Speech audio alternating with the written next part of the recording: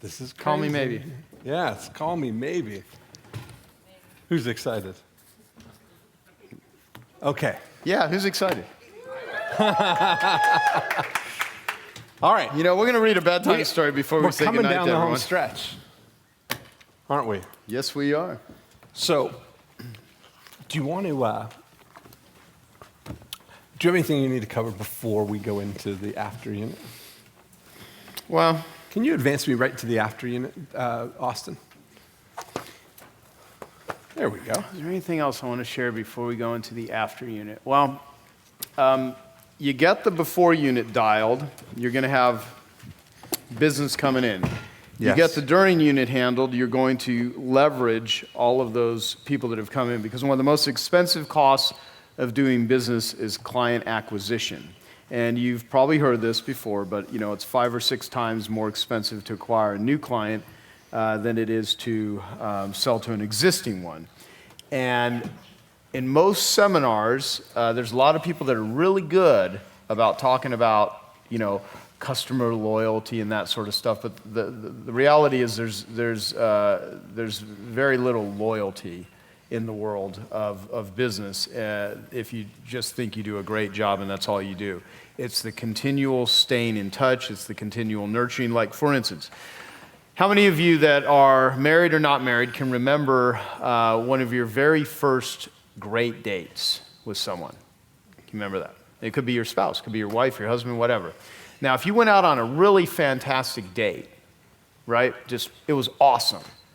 And I'll keep this clean. Although, you know, I could really, Yes. I guess awesome is in the mind of the person There you experiencing go. it. But let's just say, you know, you're a woman, you go on a great date with a guy, total gentleman, awesome, you know, funny, maybe, whatever. And, you know, drops you off at your house and, you know, gives you a kiss on the cheek. Nice guy, right? And says, you know, I had an awesome time. I'm going to call you in 6 months. You know, it doesn't matter how awesome the date was. I mean, how the hell would you respond to that? And what's funny is everyone laughs at that, but that's how almost every business does business. They don't send out newsletters. They don't send thank yous. They don't do follow-up. They don't even think about the people after they gave them money. Yes. You know, and so the after unit is where all of the leverage is. But now your ability to really leverage lifetime value and real profitability and going deep has everything to do with having the before and during units set up right. And so these next profit activators that we're going to go through is where you can really mine for gold in places and in ways that most business owners never do. So that's what I have to say to set that up. Set it up, yeah. Because, you know, really, when you look at it, your after unit is your reward for all of the stuff that you've done to get to the point where you've got people who know you, like you, and trust you and have done business with you. And there's equity in that. The longer that you've been in business, the more people that you've helped, the more equity you have. And your responsibility, really, in your after unit is to nurture that lifetime relationship with people in Profit Activator number 7, and to orchestrate referrals in Profit Activator number 8. And they're two different things. See, everything that you're doing now, in your after unit, every time that you have a client, every time that you take somebody through your during unit experience, and you provide after sales service, when they move into your after unit now, you are the incumbent that Robin was talking about in her presentation yesterday. You're the incumbent provider of whatever category you're in. And it's hard to unseat an incumbent as long as you don't screw it up, as long as you continue to stay in touch with people. In real estate, especially in something where there's a long period of time between transactions that you do something with somebody, but it's a higher ticket item. I mean, you make more money, but less frequently. At NAR, the National Association of Realtors, they do all of these surveys of home buyers. Every year, they survey 10,000 home buyers and 10,000 home sellers, and they get all of the data around that. And some crazy number, like 80 87% of people who are surveyed right after they close on their transaction say that they enjoyed the experience of doing business with their realtor and they would do business with them again. But here's the thing. Less than 25% of the people who closed on those transactions actually did business with the realtor they did business with last time. And the number one reason is because they lost touch. They didn't stay in touch with them. So if you look at it, part of the value of what you can yield in your after unit is just treating it almost like repeat business insurance. You know, Joe talked about doing a newsletter or doing some way of keeping in touch with people is going to be, at the very least, a way of making sure that they don't do business with anybody else. If you just do a couple of key things, you know, elevate the level of your communication with them into that friendship level. You know, even if you just did a couple of things, acknowledging somebody's birthday. If you were to send them a card on their birthday, and I'm not talking about a commercial type of card.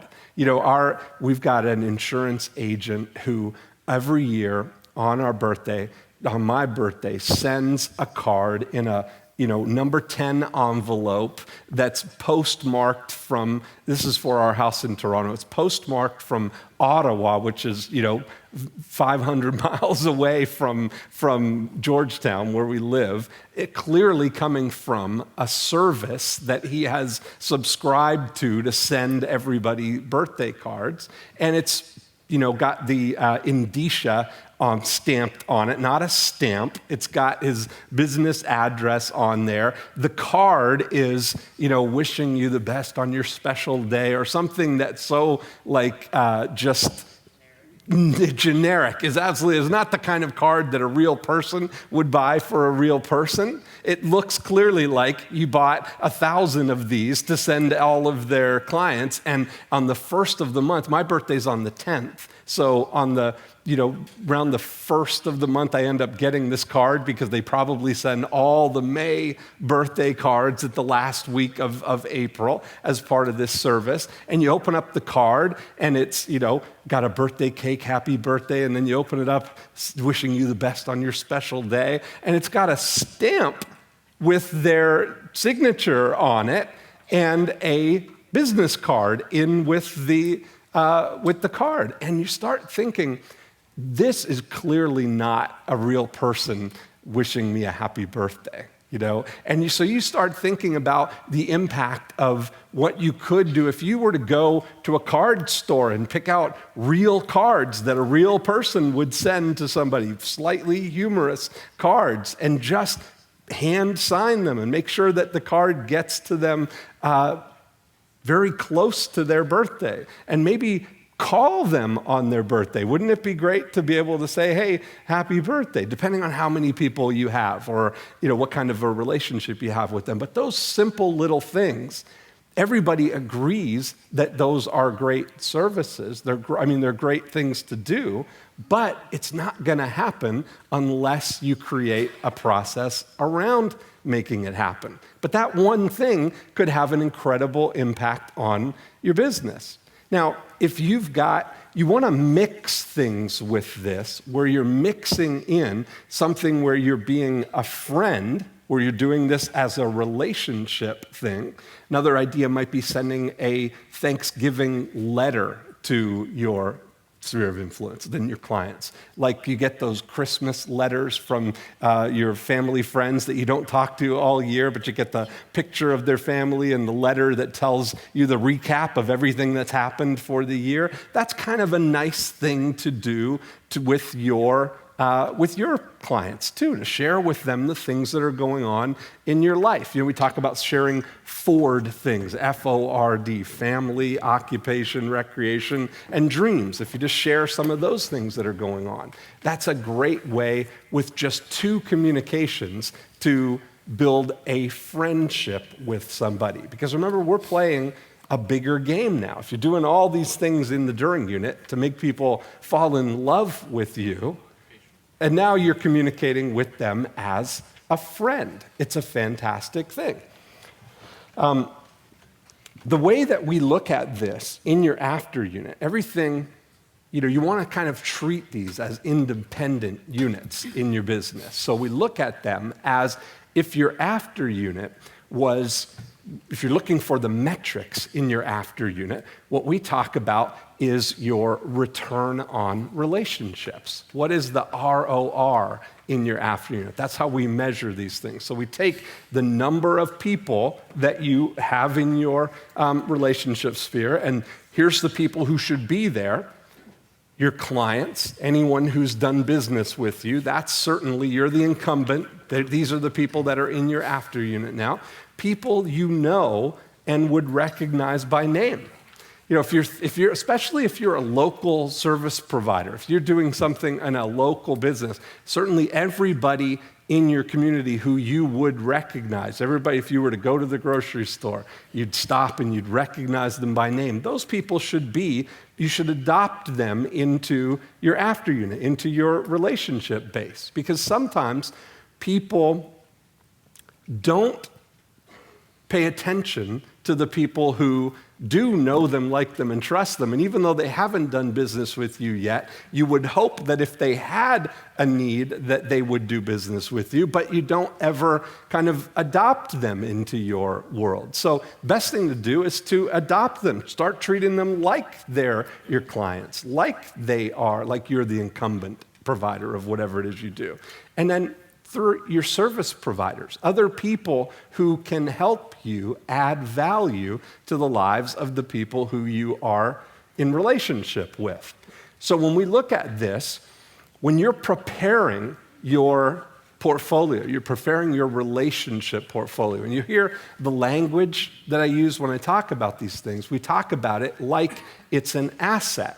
Because what else would you talk about as a portfolio? You talk about your investment portfolio, your stocks, your real estate portfolio, all of your assets you think of as a portfolio. Your relationships are, in your business, your most valuable portfolio. So we want to treat them like that. But what's important is to know as much as you can about those people.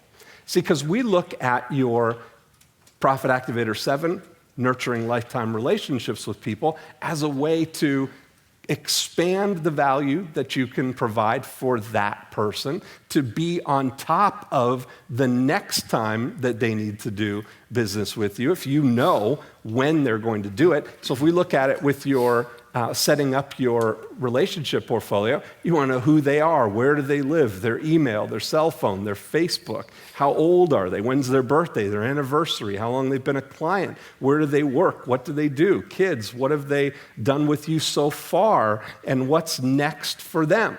Those are two key pieces of information to know what they've already done, what the next thing for them could be, and if anybody has referred them.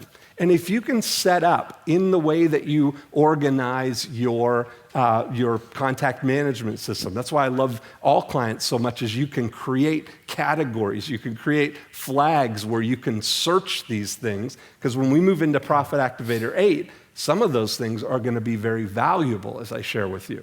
But you want to be able to isolate people, know what it is their next step, and be able to communicate with them in a way that you're communicating at the right time. So, two main jobs, Profit Activator numbers: serve them for life and expand the value that you add. So when we talk about serving them for life, a lot of times when people start thinking about their after unit, they start thinking about their business, a lot of people are reluctant to even use those words and think about lifetime value because they're not sure how long their lifetime is going to be in the business that they're in. Does that make sense to some people? I mean, sometimes, some of you ever in a business where you might be thinking, well, I might not be in this business in 5 years or 10 years from now. And it's a different thing to really think this through about building a lifetime relationship with people. It's so funny because Joe and I go to strategic coach, and Dan, at our last workshop, was talking about now, his whole thing is thinking 25 years ahead. He's thinking about, building a 25-year relationship with our group in our workshop. He's thinking about, imagine if we all continued to get together for 25 years. I mean, that's lifetime value thinking. It's very interesting, but continuing to add value and being around a group of people who are thinking about growing 10 times. In 25 years, that's a pretty interesting group of people to be around. But he has that. It starts that I know that whether we stick around with Strategic Coach or not, that he's going to be there 25. I have no doubt in my mind that that's his intention. Yeah, and because he thinks like that is one of the reasons why he actually has clients that have been around. Is Paulette back there right now? Or Julie? What's the longest Strategic Coach client that you're aware of, Julie? 1987. I know that he's got the. Yeah. Very interesting. Totally. Lifetime relationship. But when you start thinking about your individual trees that make up the forest of your relationship portfolio, you start thinking about how much have they spent so far, and then how much are they likely to spend in the next 1 year, 5 years, 10 years if you build that lifetime relationship, and you start thinking, what else could you help them with? And don't just think about it from your limited perspective of what you already do or what they've already done, but what could you do to expand that relationship with them? But to calculate your ROR, initially, we look at the total value over the last 12 months of that relationship portfolio, whether they've done repeat business or referred somebody to you. How much value came from the after unit, from those people in your sphere of influence, divided by the number of relationships, the number of people that you have in your after unit portfolio is your ROR. So if I'm a real estate agent and I made $300,000 from the 200 people in my after unit, people doing repeat business or referring somebody, that's a $1,500 return on relationship for each person in my relationship portfolio. And you want to know that number as just a baseline metric, because a lot of times people haven't been focusing on their after unit in a really concerted way. So knowing that baseline metric helps you identify what the increase is that you've done now that you start actually thinking about it. So that's how you would calculate it for you. Now, when we start applying strategic thinking to your after unit portfolio, we want to kind of look and begin with the end in mind. If we know that what we want is for somebody to continue and expand on the relationship that they have with us right now for a lifetime, we need to stay in touch and be nice, which are the things like your birthday card and the Thanksgiving card, and then be in touch at the right time. If we start thinking about if somebody is a carpet cleaning client, how often should somebody typically get their carpets cleaned? Well, it depends, of course, on what's happening, but every 6 months. 6 months. Yeah, most people do it every year, every 18 months, but, one of the things I always used to do is I used copy, like, you wouldn't wear your underwear for 6 months. Right, exactly. Or you wouldn't sleep in the same sheets or use the same towel for 6 months, but you'd walk over there with barefoot and drag stuff over. And people think, what's really funny is people think it's good to take their shoes off and walk on, but it's going to keep the carpet better, but then they walk around bare feet, and your bare foot leaves oil on the carpet, and then oil attracts, particulate soil and various other things. So those people that actually think that they're doing good to their carpet by walking around barefoot, you're really not. And put on socks, or slippers or something if you want to be all zen about it or whatever. But,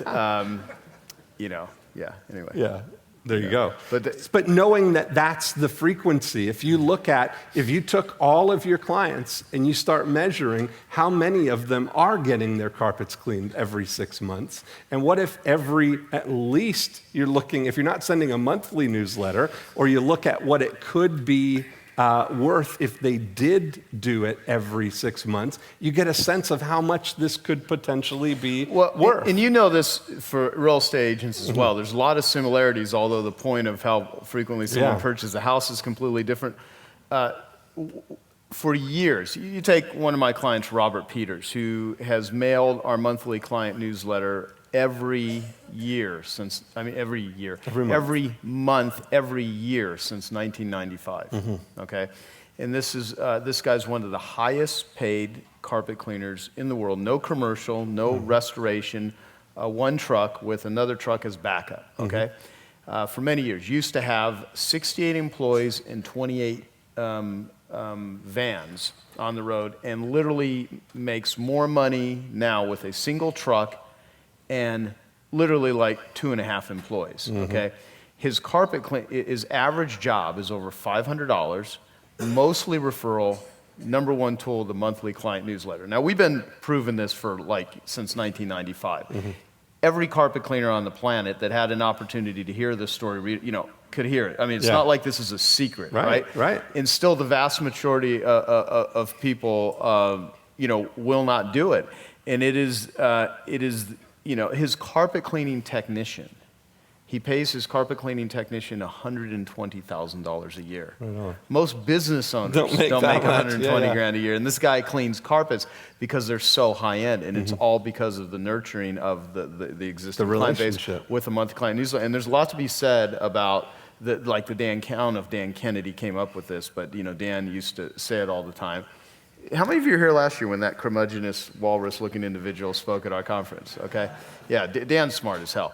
And so, he says for every month that goes by that you do not stay in touch with your clients, you lose 10% of the value of that relationship, and then within a 10-month period, you're now in the resurrection stage. It's not in the just same way with you don't go out with someone that you went out on a date with and you don't hear from for 10 months, and you call them, they're thinking, oh, this is just a booty call. They're desperate, you know what I mean? And so it's that sort. So a lot of people do booty calls on their clients, and then they get pissed that they don't respond. What do you expect?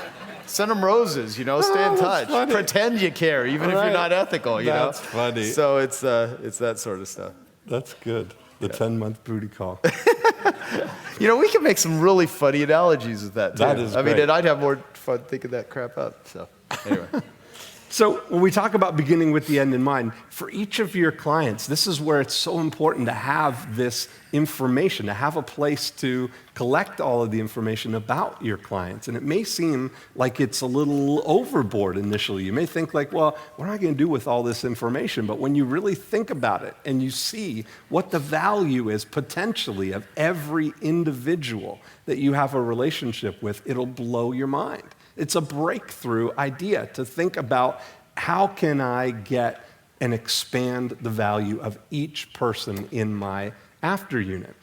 So you start out with understanding what they've done so far, so you know how much they're worth right now, thinking ahead about what's next for them. If you're a carpet cleaner, you start thinking if you clean their carpets in January, you might want to flag them that they're due to get their carpets cleaned again in June.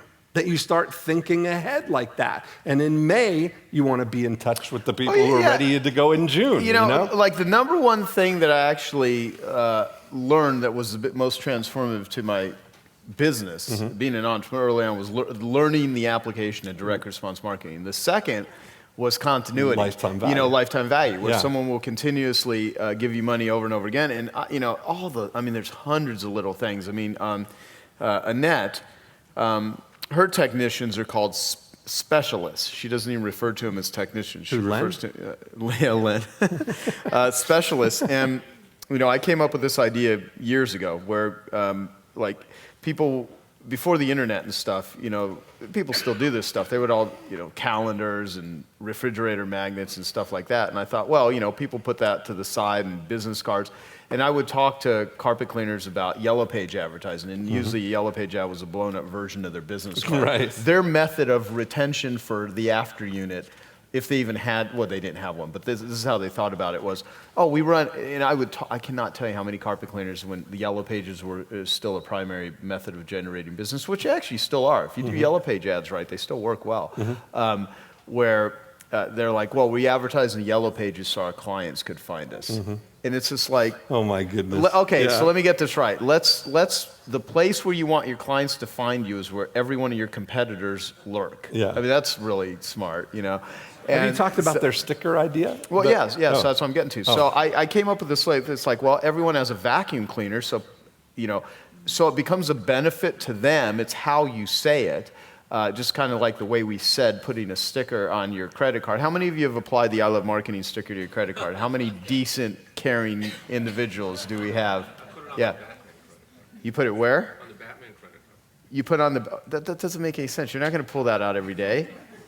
You got to buy another one. We'll sell you one in the back. So make sure. That's perfect. So Yeah. and get up to the mic too, if you could, if it's a. I was just gonna say, I haven't even used my credit card already since I put it on there. There you go. You haven't used it? She's used it. That is awesome. There you go. Thank you twice. Thank you twice. It's, so how are you going to get someone to put a sticker on their vacuum cleaner? So what I would say is, you know, Mr. and Mrs. Jones have a sticker here. Are you fed up with your dirty carpet? Phone number. And this is before the internet when I first came up with the idea. And, you know, if you ever have an emergency spot or spill and you need to immediately find us, you know, I want to make sure you have access to our phone number because they're going to lose a business card. They're going to forget about they go numb to stickers and calendars and stuff. Everyone's seeing calendars from their insurance agent and that sort of stuff. And so every time Mr. and Mrs. Jones is vacuuming, you know, which Mr. Jones, give me a break, he's never vacuuming, but, you know, once a What are you week. saying? So- That's women's work. Is that what you're saying? no, what I'm saying is men are lazy bastards when it that's comes true. to that stuff. That is all right. true. So, right. Yeah. Yeah. Too stupid, too late. Yeah. That's funny. So, you know, they're always staring at a little sticker reminding them to clean the carpet. So now, you know, Annette's, theirs just say dirty carpets, and it has their phone number and their website. And Perfect. for the price of like nothing, Yeah. it increases the frequency of, See, you know, that's the thinking ahead. Yeah. When you think what's likely next for them, then orchestrating a way to make that happen. Now, if you're thinking ahead about knowing that you want to nurture a lifetime relationship with somebody, when would be the best time to get that sticker on their vacuum? When you're there in the during unit, but you have to think that through and think when's the best time to do it? How am I going to do it? Where do I get the stickers? Where do I make sure that I have the stickers when I go there? All those things are the below the line systems and checklists that make sure that you have it when you need it. Yeah. Yes. Hank. I haven't actually used this sticker method, but I'm definitely going to do it because as an insurance agent, you often review the policies that they already have. Mm-hmm. And I'll tell you, just realize that every time I review a policy that has a big sticker on the policy of the other agent and their phone number and all the rest of this stuff, you really think twice about replacing that policy because it suggests a relationship with that client. When there's no sticker, it's just a policy. Exactly. So I'm sure that applies to other businesses where that shows your competitor that you're already there and there's a relationship. Yeah, and if there's ever any leave behind material, you know, or you're in financial services and you're giving people statements, bright, fluorescent, colorful folder so that they can, so everything's there with free recorded message on the outside, tips, suggestions, anything, and you just make it a point so it's easy for people to find. I mean, you know, it's just, and these are basic things. I mean, they don't cost hardly anything to do this Absolutely. stuff. See, you know, I always remember the thing, paper's expensive, ink's cheap. And so if you're going to use paper, print useful stuff on it, you know. Very good. You hear what I'm saying? So the last thing is understanding what's their potential. If you're putting your portfolio together, you're putting all the information, wouldn't it be cool if you really thought about each individual person and you realize what would their potential be? If I'm a real estate agent and I help somebody buy their first house, they bought a townhouse and they're a young couple and they're pregnant with their first child, do you think maybe in the next 5 years it might be time that they maybe have another child and they'll want to buy a detached home, and then maybe 7 years after that they might buy their big trophy home, and you start adding up what that could be, what their potential is as a lifetime client, the cost of sending them a birthday card and a Thanksgiving letter and a couple or several newsletters over the course of that relationship, it's so inexpensive because these people all want to continue to do business with you. It's just you losing touch with them. Well, like the numbers of postage and printing and mailing a monthly newsletter as to a carpet cleaner is an example. Because we would always hear that, I don't want to mail that frequently, or it's expensive, or I'm too busy. And we're like, what are you so busy doing that you don't have the time to do something what we know is one of the most successful things that anyone could do? Right. Mail a monthly newsletter, right? Absolutely. And especially people that I'm too busy to mail an email a newsletter. It's like dunce. It's but the thing with carpet cleaners, say the average gross profit of a job for a carpet cleaner is like $100, and the cost of mailing out a monthly newsletter, if you do the arithmetic, literally the average carpet cleaner could mail a monthly newsletter every single month for 11 years before they lose money. There you go. So if anyone's going to clean their carpet any less frequently than once every 11 years, first off, but that's what that number does, because you're going to look at this. If you look at the potential and you see what that potential really is, it's going to pale. I mean that. And then if you're selling yachts, can you imagine? Yeah. I mean, what can you do? You can. Well, he's got. There's the thing. Don't they say about boats? The two happiest days are the day you buy it and the day you get rid of it. Those are the two happiest days of your life. So you've got kind of a built-in next transaction there. Pretty cool. Well, you could always use the Felix Dennis thing if it's. Anyway, I won't say it. It's bad. It's bad. Oh, sorry. Well, it's all in your workbook. Okay, you just want to double write it. So we talked about these. Stay in touch would be nice. Elevate the relationship to a friendship. Birthdays, Thanksgiving. Maybe do an annual client party or an event where you just gather everybody together. We've got some people do 4th of July parties, or some people rent out the movie theater and bring all of their clients for a movie day. I want to, Eunice, do we have that Gary Halbert clip where he says really nice things about me? You know what? Can you cue that? I want to show this real quick. For one, you'll see what Gary Halbert actually looks like. Secondly, he says nice things about me, but he says something really important about people do business with people they like. There we go. And that's an important thing, too, because what Dean is... the video of him saying really nice things about me. I'd love to see that. Yeah. I don't recall any of that. Oh. But what you're talking about here is bonding. And Gary was a master of bonding with your clients. Some people stay in touch with them. But really bonding with people is really important. And Gary is now passed away. Gary is... That's me with the ponytail. Look at that. What I'm about to share with you, I have never shared with an audience before. And the reason I'm doing it is because I love Joe Polish. I'd do anything for Joe. I mean, the guy's got the biggest heart. He's one of the most sharing guys that I know. And that's a very important thing for you to know, because when I started in the newsletter business, there was a guy named Howard Ruff. He has a newsletter now, but he's getting older, and he had a really big newsletter at the time. And he said, Gary, they subscribe to your newsletter for what they think you're going to do for them. They resubscribe because they like you. That's one of the most important things you'll ever learn, is people like to do business with people they like. And if I didn't love Joe Polish, you would never hear what you are about to hear. And you're not going to need any more information. You're just going to go home and start making some money, but you promised. Very nice. There you go. Yeah. What do you think of that? Yeah. It's a sneaky way for me to get some edification through a marketing lesson, right? I love it. That was really... But he's absolutely right that people like to do business with people that they like. Don't you like that? I mean, that's the thing. When you start to think about it, there are people who provide services for you that you really like them. And you continue to do business with them because you like them. Yeah, and there are certain situations where, because there's a certain monopoly, like they're the only electric company in town, where they could suck and they can treat you like crap. But there's just no other option. But I'll tell you, the moment a savvy competitor or another available options, you're gone. Mm-hmm. And a lot of people rest on their laurels because they don't really have any savvy competitors Mm-hmm. or whatever. And I love to see people that suck get crushed by people that actually I don't. do too, and absolutely, yeah, clap for that. That's great.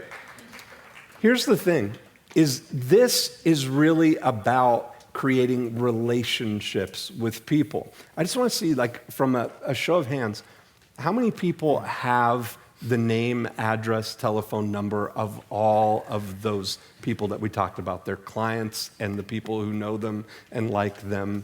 Just put your hands up high. Okay. How many don't have that? Did anybody admit that? Okay.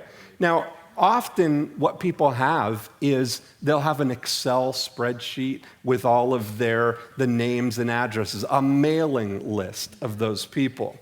But what I think is the most valuable thing that you can do is to start treating this like a relationship. And you need a relationship management tool, something where you can actively use it to sort and find the people that you've created all these categories for, that you can, right from that system, email them or send a broadcast email to that group or do all active things that you're communicating with them. It's so much more valuable because now you're able to interact with this list, not just look at it as an archive of all of the people that you've got the address for. You want to use the tool to create all of these relationships.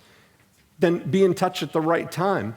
One of the best things in most businesses, it's a great idea to at least do an annual review of what, if it's something where there's multiple years between something, maybe look at what's going on, what's happened in the last year. If they're purchasing an asset, what's happened with that? If they've gotten a mortgage, look at how much equity they've built, how much they've paid off on their mortgage, where they are on that whole path there. If you're doing financial advising, that makes total sense to look at what happened over the last year. And then also to think ahead in that annual review, to think and ask what's next for them. Do they have any need? Even if you might think that somebody is not going to do something else for another 5 years, maybe they might be getting ready to buy an investment property, or they might be getting ready to buy a vacation home, or anything like that, any kind of improvements that they might be making to their home, or anything related to whatever it is that you've helped them do. That leads us to job number 2, which is to expand the value that you add. All of those things I'm talking about are just setting the stage that you're going to maximize the existing value that you have in those people, that you're not going to lose anybody through attrition, that you're not going to lose anybody because you didn't stay in touch with them. This is about ensuring and maximizing what you're going to do, and then moving forward, looking at all of the things that you could help them with. See, most of the times when you look at things, we look at our business and we think that we're the center of their universe. You're not the center of the universe, usually. You look at where your business fits in the bigger scheme of what the category is that they're in. So if you're a carpet cleaner or you are a real estate agent, let's say carpet cleaning, for instance, that's not the center of the universe. What other things would be related to carpet cleaning that other people might be able to provide to your clients there? What other kinds of things?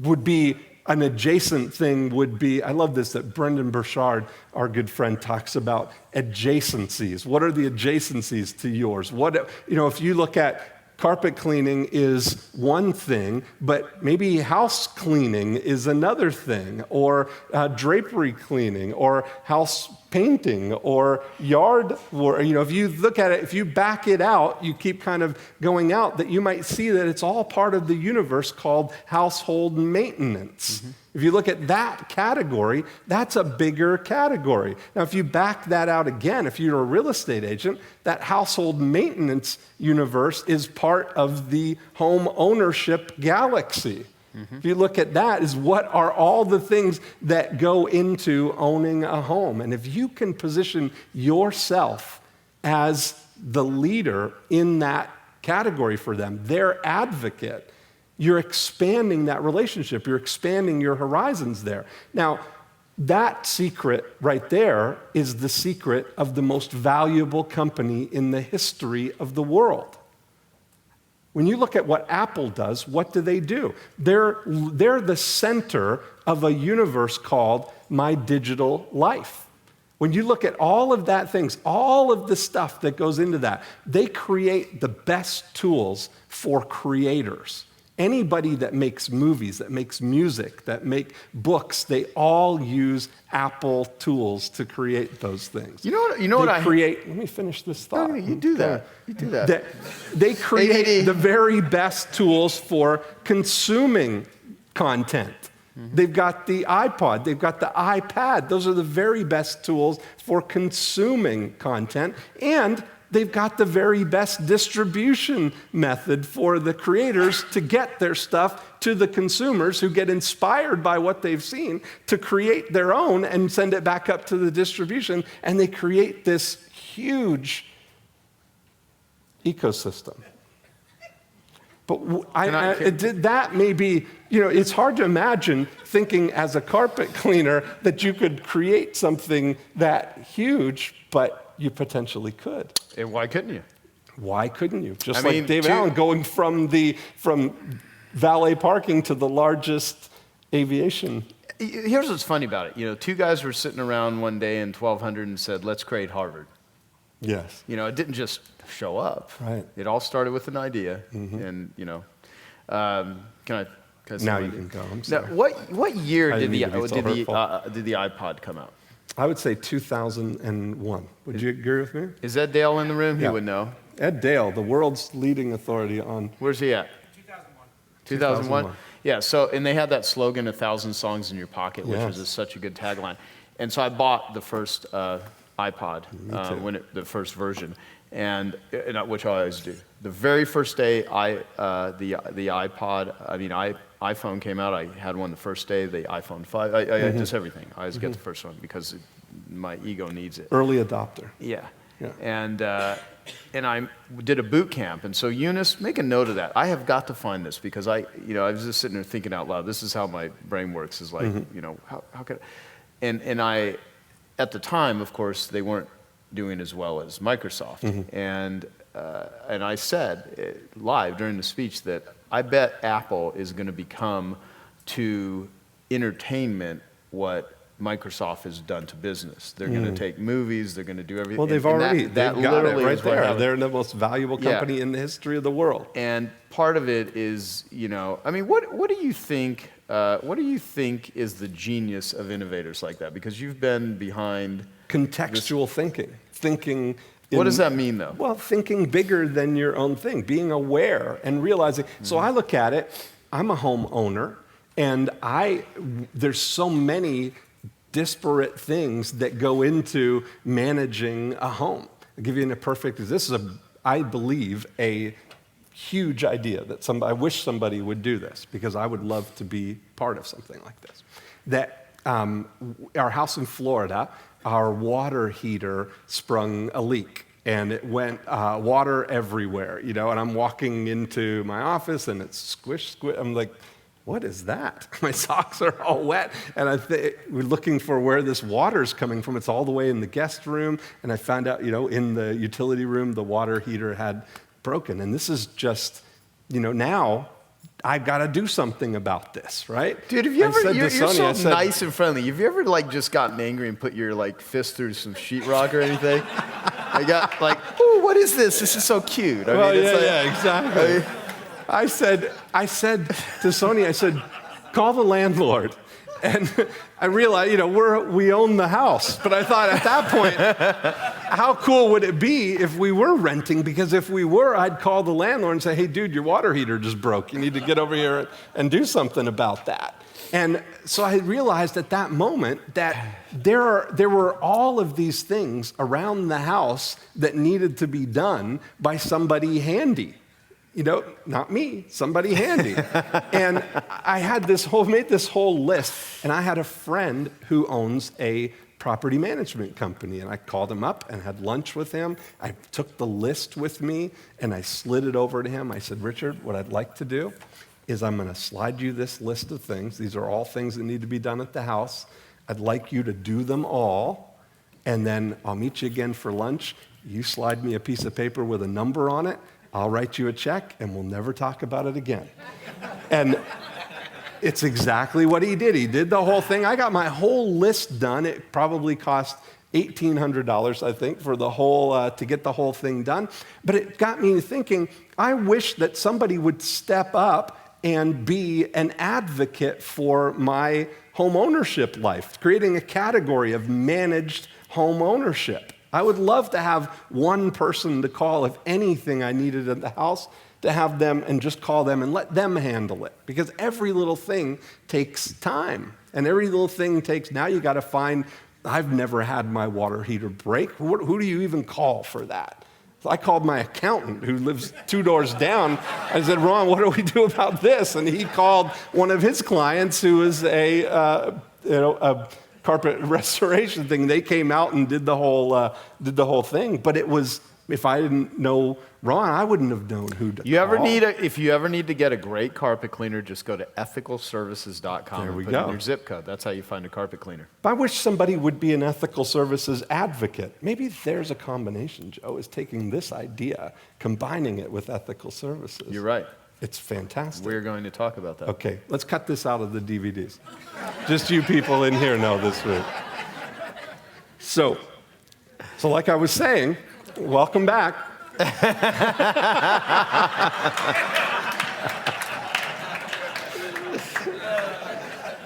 That's funny.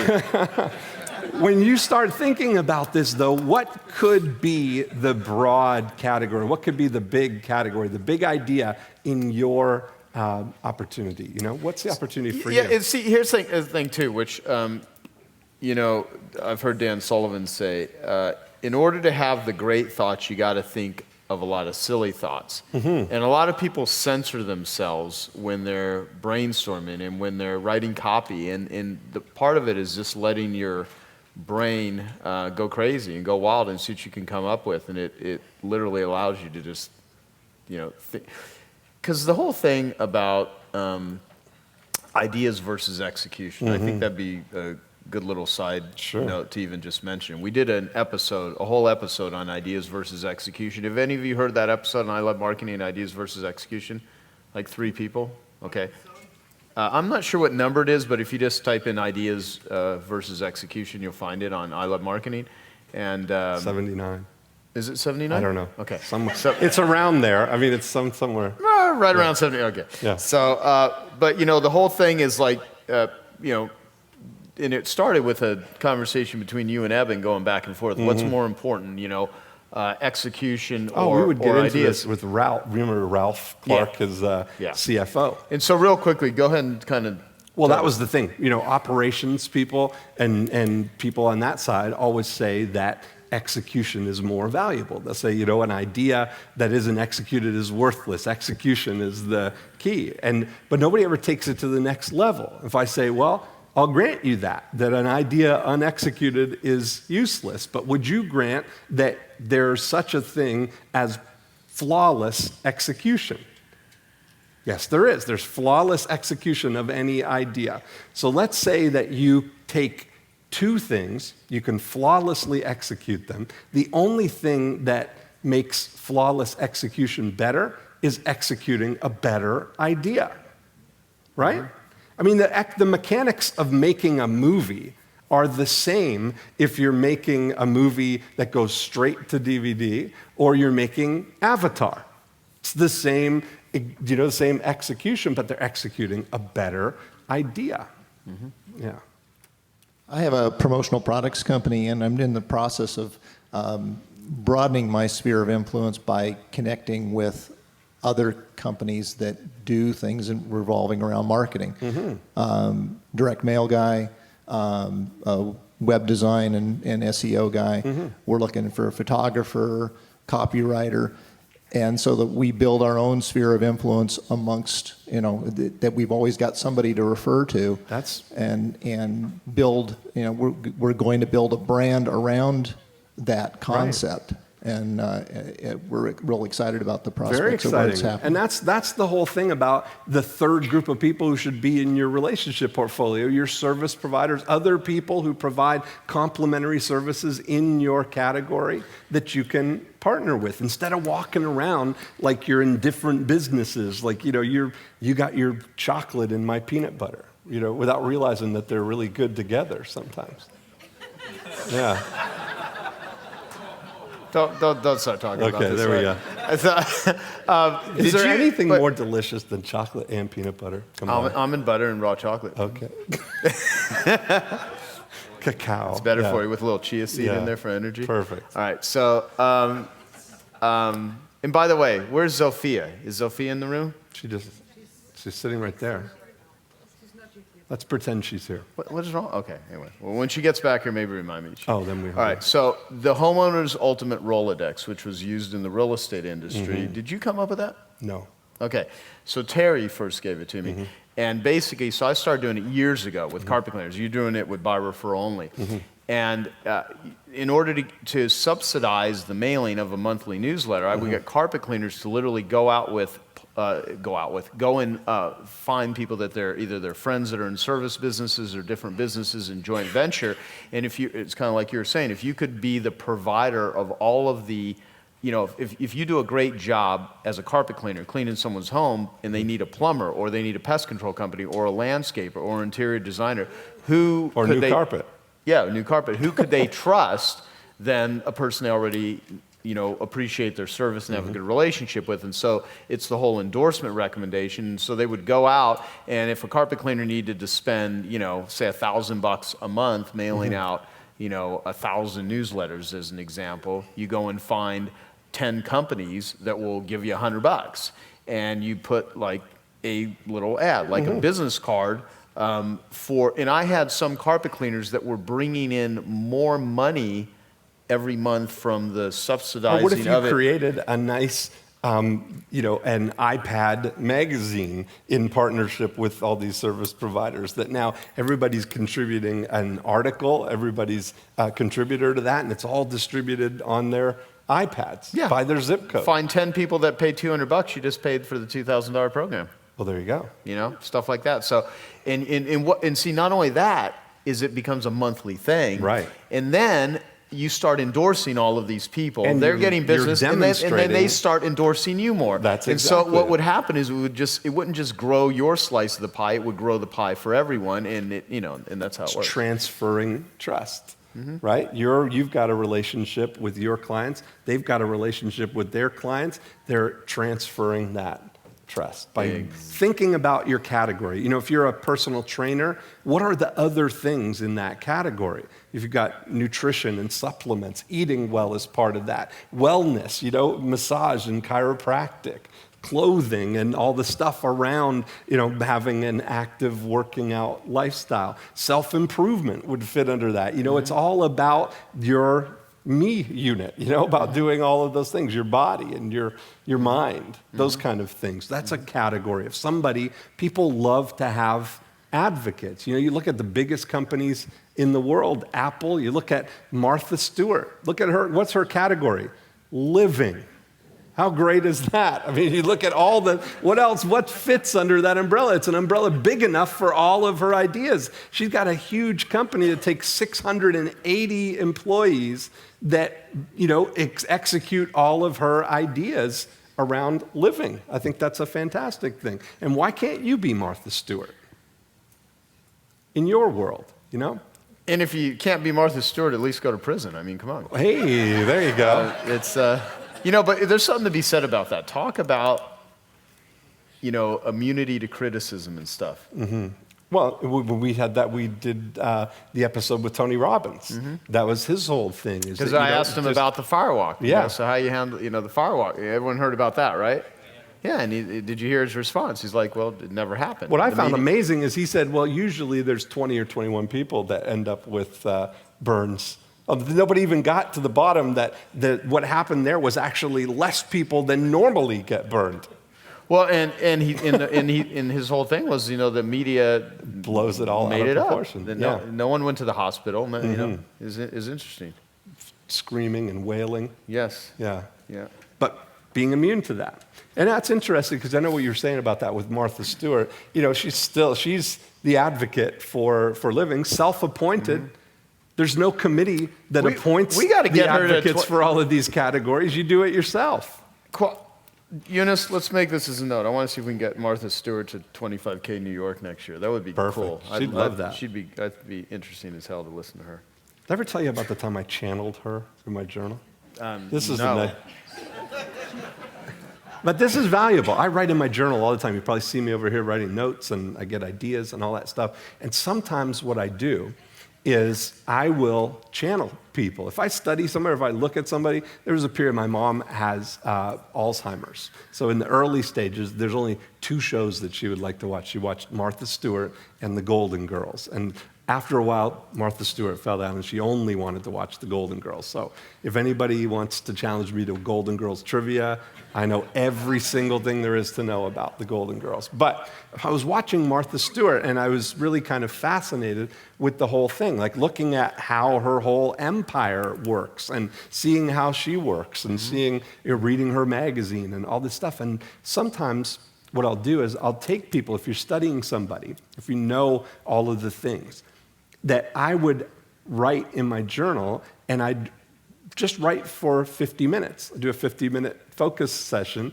and write as if I'm Martha Stewart giving me advice on my business. So I'm saying, this is Martha saying, hey, Dean, here's some of the things I think that I would do if I had your business. And you start writing in Martha's voice about the things that she had there. And some of the advice that she gave me was really powerful. But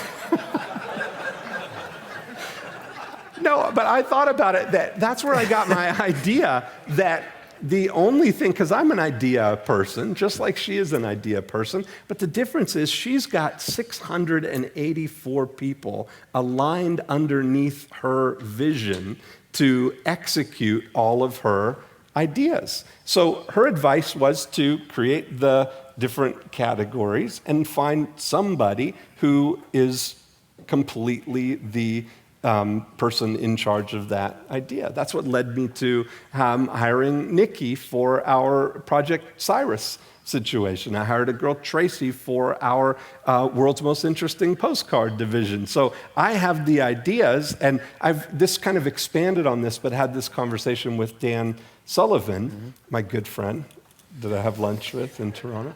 And introduced you to. How do you think I? But you may have indirectly introduced me to the program, but I'm the one that did all the. I'm the one that did all the bonding with Dan and Babs over the years. Get you involved. It's a real like. That's what we have is like I think it's called a symbiotic relationship. Right. Yeah. That's what we have. We do. Perfect. We do. And that right there was the disrespect part of the respect and disrespect balance. Yeah, talk about that. Talk about how we work together. Well, that's what I say, that people, why people say we have good chemistry or that we balance each other. And that's what I said. We've known each other for so long that we have the perfect balance of respect and disrespect for each other. And it usually gets kept in check.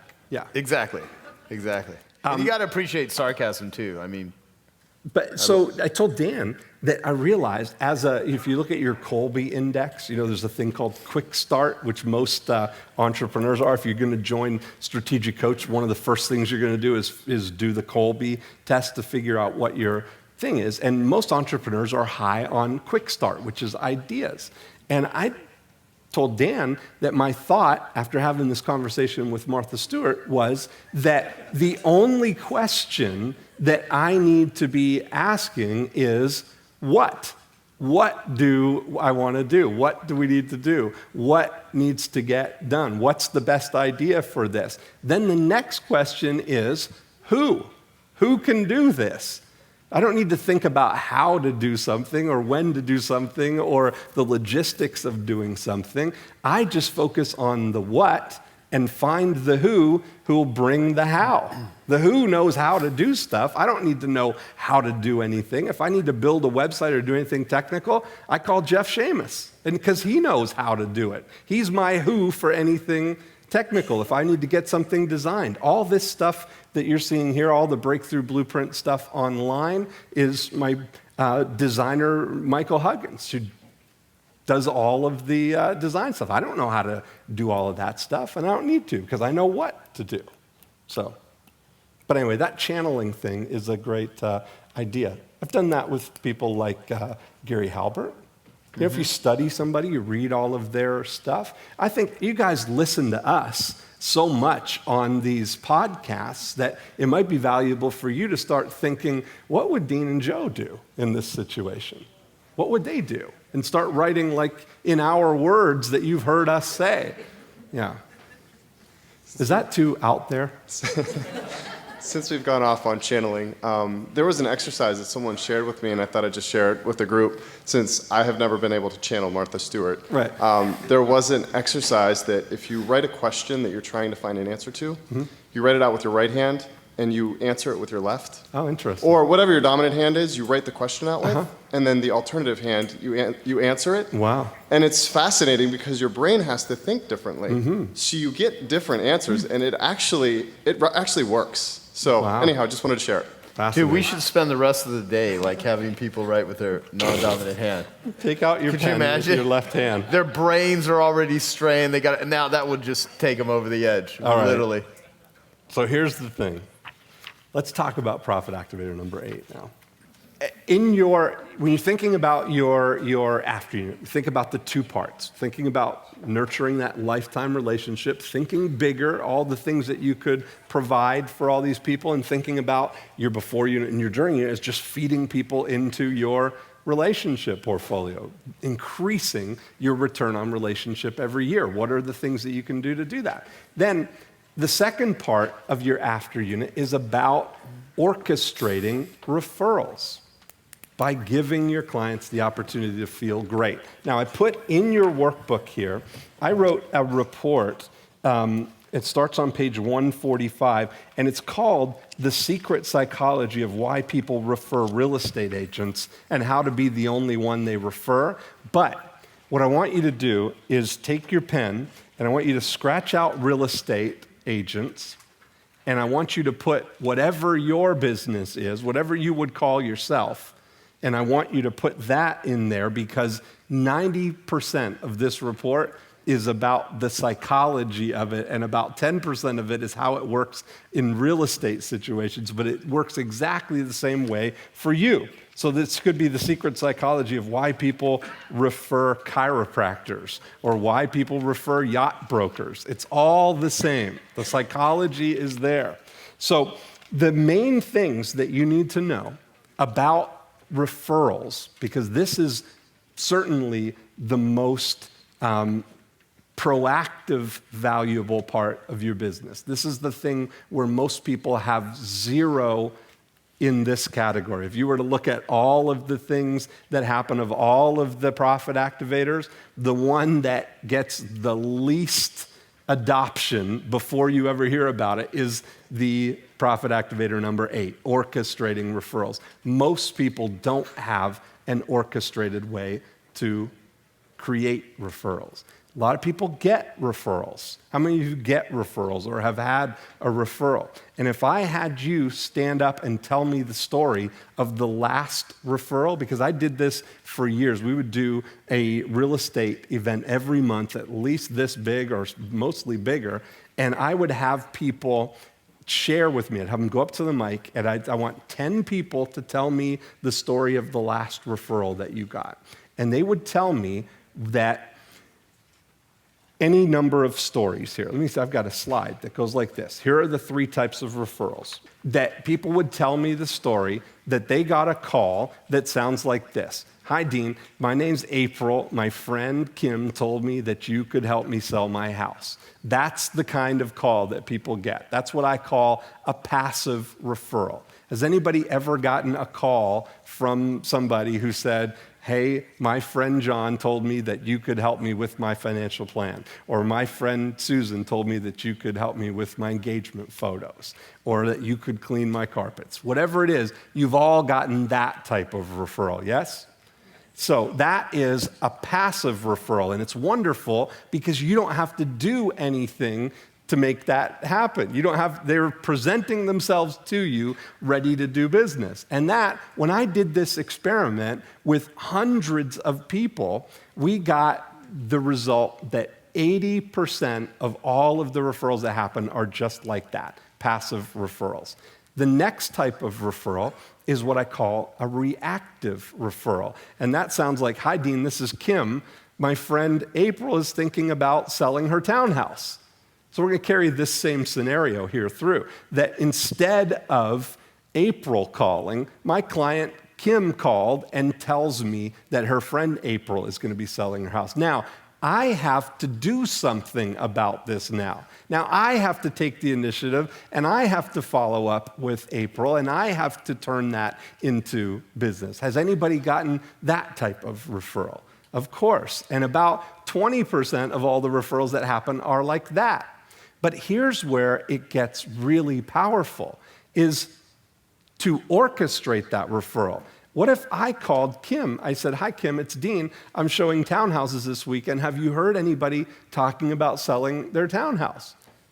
Especially if I'm calling Kim, who lives in a townhouse complex, who is friends with all of the people in the playground because she's a stay-at-home mom. It's all of those things that go together to make this a great match that she might know somebody who's going to do there.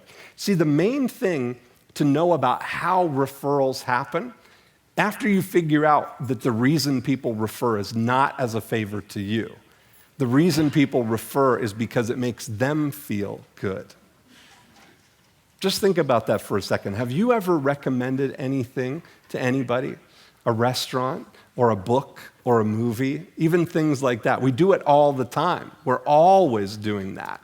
And it's when you do that, when you recommend a restaurant to somebody or a book to somebody, next time you see that person, what's the first thing on your mind? You're looking for that acknowledgement. Hey, we tried that restaurant. We loved it. Thank you for that recommendation. Especially even if you're providing something, even if you're giving them a referral to something that's going to make them feel good, make their pain go away, or to solve a problem that they have, you feel great about that. Even it's almost competitive in that. If I read a book and it's really great and I recommend it to Joe and he hasn't heard of it, I feel more powerful than Joe in that situation. And that's, if you go way down, deep down in our wiring, we are wired to be aware of our status in the herd. And we want to elevate our status because if we're, all these things, if you don't want to be ostracized from the herd, so you want to continually prove your value to the herd. We're genetically wired for this. We want that. And we want to feel higher status than people because we know that if anybody's getting kicked out of the herd, it's not going to be me. It's going to be him if I'm at a higher status level. I'm just sharing with you stuff that this Eben Pagan and I've had conversations like this because he, in all the dating stuff that he's done, it's all goes back to we're wired a certain way, and it's through years and years of evolutionary progress. We're just apes that drive cars. So when you look at that, when you realize, that's exactly right. That is so true, though. That's exactly what Evan says. That when you realize that people are not doing it as a favor to you, it eliminates your reluctance to ask people for referrals because you're not asking them for referrals. You're giving them an opportunity to feel great. Especially if your offer is incredible. Especially if you've got a killer offer. How many people would be reluctant, if you're a client of Jeff Moore, to give your friends free fish? How many? But that's easy to do because now you're going to feel that you have given something of value to them, right? It's different than saying, hey, you should go try my friend's fish company. You can order it online. It's like $30. You should try it.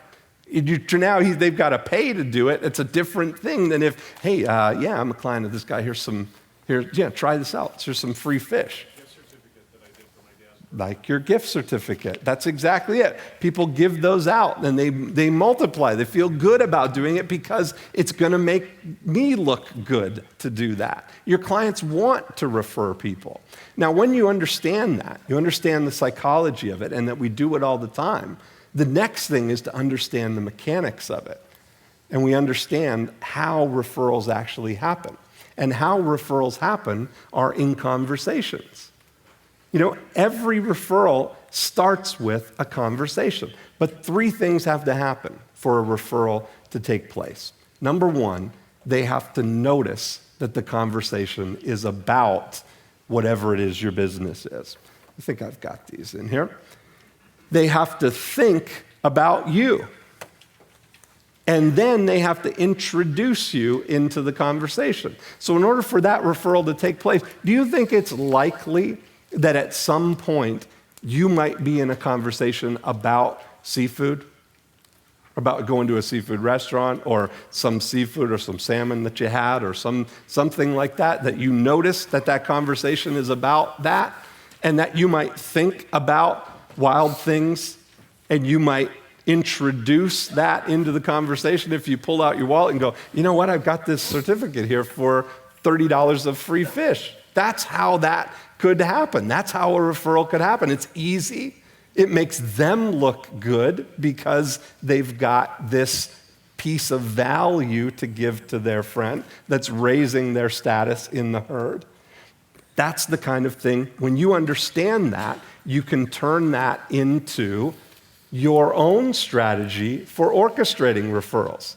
So you need to do the same thing. You need to notice, what opportunities do you have right now? Who are you working with? What kind of a referral could you use right now? And then you start thinking, who would be the perfect person to ask, to introduce that opportunity to, and then how can you introduce it to them? So if I look back at my relationship portfolio, and I'm a real estate agent, if I were a real estate agent in Florida, there are 4 people in my relationship portfolio. These are real people that I know that if I were a realtor, they would be in my sphere. If I notice that State Farm is moving 300 people to Winter Haven from the Daytona office, and I read that in the newspaper. That's a real thing that just happened. Winter Haven is the State Farm is the largest employer in Winter Haven. They closed the Daytona Beach office, and they were moving 300 people there. Now, I notice that. I pay attention. And if I think about who do I know that is an insider at State Farm. So I've got 4 people, Cindy and Susan and Nikki and Keith. And if I think, how can I introduce that opportunity to them? I could send an email. See my favorite subject line? Cindy. Hi, Cindy. I just read that State Farm's moving a bunch of people to Winter Haven from Daytona. Who would be the best person to give some copies of our guide to Winter Haven house prices so that they can have them for the people who are relocating? Dean. A simple email to the 1, 2, 3, 4 people I know who work at State Farm that could help me out with that. Now, if I send that email and I know them, it seems like they're the only one I'm sending that email to. How likely would it be that they might know who the person is there and could introduce me to that? And they're going to feel good about it. Here's another situation. What if I'm showing townhouses this weekend? This is that situation that I was sharing with. In Georgetown, I've got a friend who lives in the townhouses. Now, she is a stay-at-home mom. They've got 2 kids. She's out in the playground with all the other mothers. They're on the condo board, always kind of, how people are real interactive, how people are really social. This is her world. This is her herd. She hangs out with all the other mothers on the playground. If I start thinking about all of the clients I have that have townhouses, like Kim, and I send them an email. Hi, Kim. I'm showing townhouses to a couple from Atlanta this weekend, and there are only a few on the market right now. Have you heard of anyone in River Run talking about selling? Maybe we can match them up with this couple from Atlanta, Dean.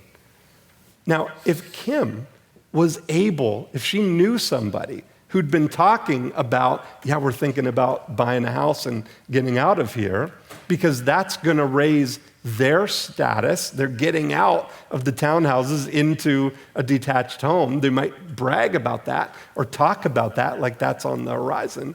All of a sudden, if Kim is able to introduce those people to me, and I'm able to bring them a buyer for their house without them even having to put it on the market, Kim's going to look like a miracle worker. That's going to raise her status in the herd as the matchmaker. Boy, if you're going to sell, you need to talk to Kim. She hooked us up. We got somebody to buy ours. We didn't even have to put it on the market. That's going to make her look good, something right in her wheelhouse. But I couldn't do that if I didn't notice what was going on all around me, if I didn't think about who among my relationships would be the best to help me with that and introduce that opportunity to them. And I wouldn't be able to do it at all if I hadn't done the work to organize my relationship portfolio in a way that I could search those people to find all the people who have townhouses. What are those kind of opportunities for you? There's lots of them, you know?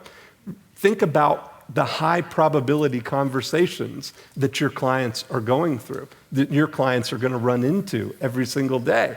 If I'm a realtor, you know, with the new baby, we're going to need a bigger place. That might be a high probability conversation. Or we're looking to buy a house when our lease is up, somebody who's renting. That's a high probability conversation. I'm getting transferred. That could be another one. We really want to move out to the country. That's another conversation. If you get your clients to think about the conversations that would be valuable to you, imagine if you could implant chips in the ears of all of your sphere of influence. And when you, just like Homeland Security, could monitor conversations and you heard certain keywords, trigger words that you'd be alerted and you could take over the conversation, do you think you could turn that conversation into a referral? You know, if you could do it through their voice, you got to think that thought first. You got to think about those things. Let me just share this, and then we'll share some of these things. So one of the things that we do, I created this newsletter postcard called The World's Most Interesting Postcard.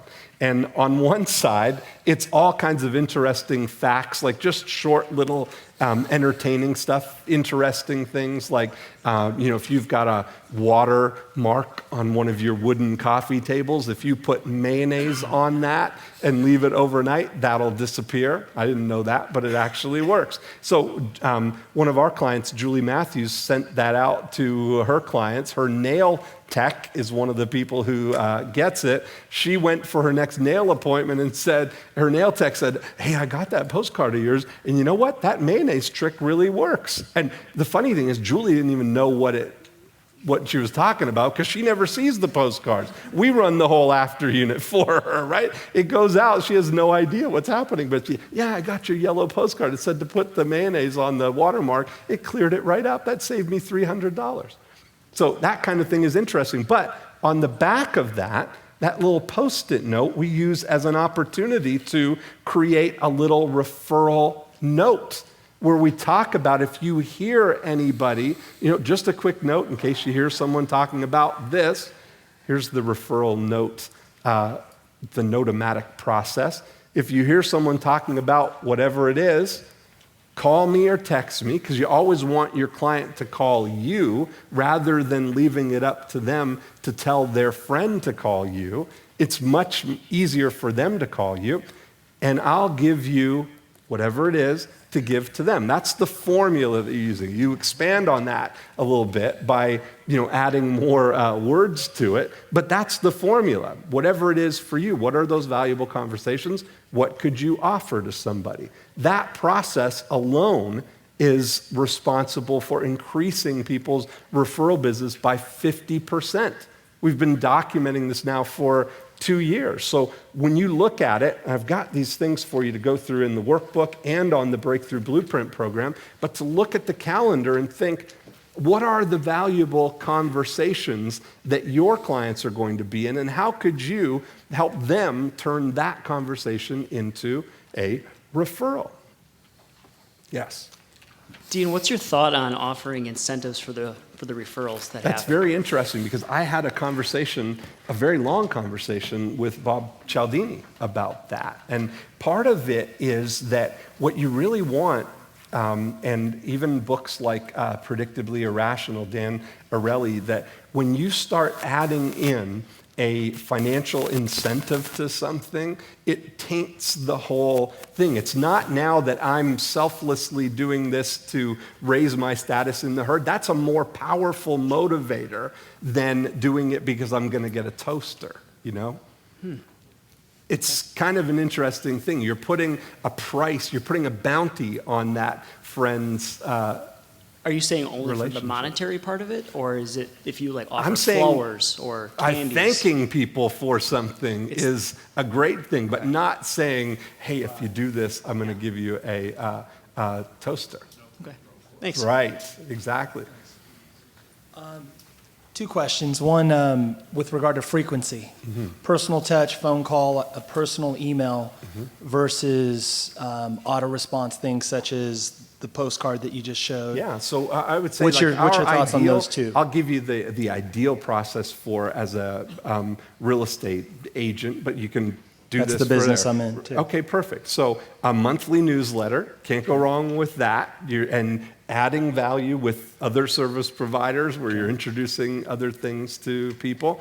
A birthday acknowledgement, a Thanksgiving letter, maybe a client event once a year to do something like that. An annual review where your review, maybe if somebody bought a house, this is how much your house is worth now. If somebody buys a yacht, here's what the yacht prices are now, what the value might be, any of those things. If you're a financial advisor, here's what happened with your portfolio over the last year, here's what we can do going forward, anything like that. And then this type of thing every month. Doing a postcard like that, it's a very easy thing. You look at the math on it, you know, it costs 83 cents a piece to have those mailed. I do those with Jim Morton. I don't know if Jim's still in here, but he's our guy who does all of the postcard mailings. It's literally just send the list and your postcard by email to our guy there, and they address them, print them, and mail them.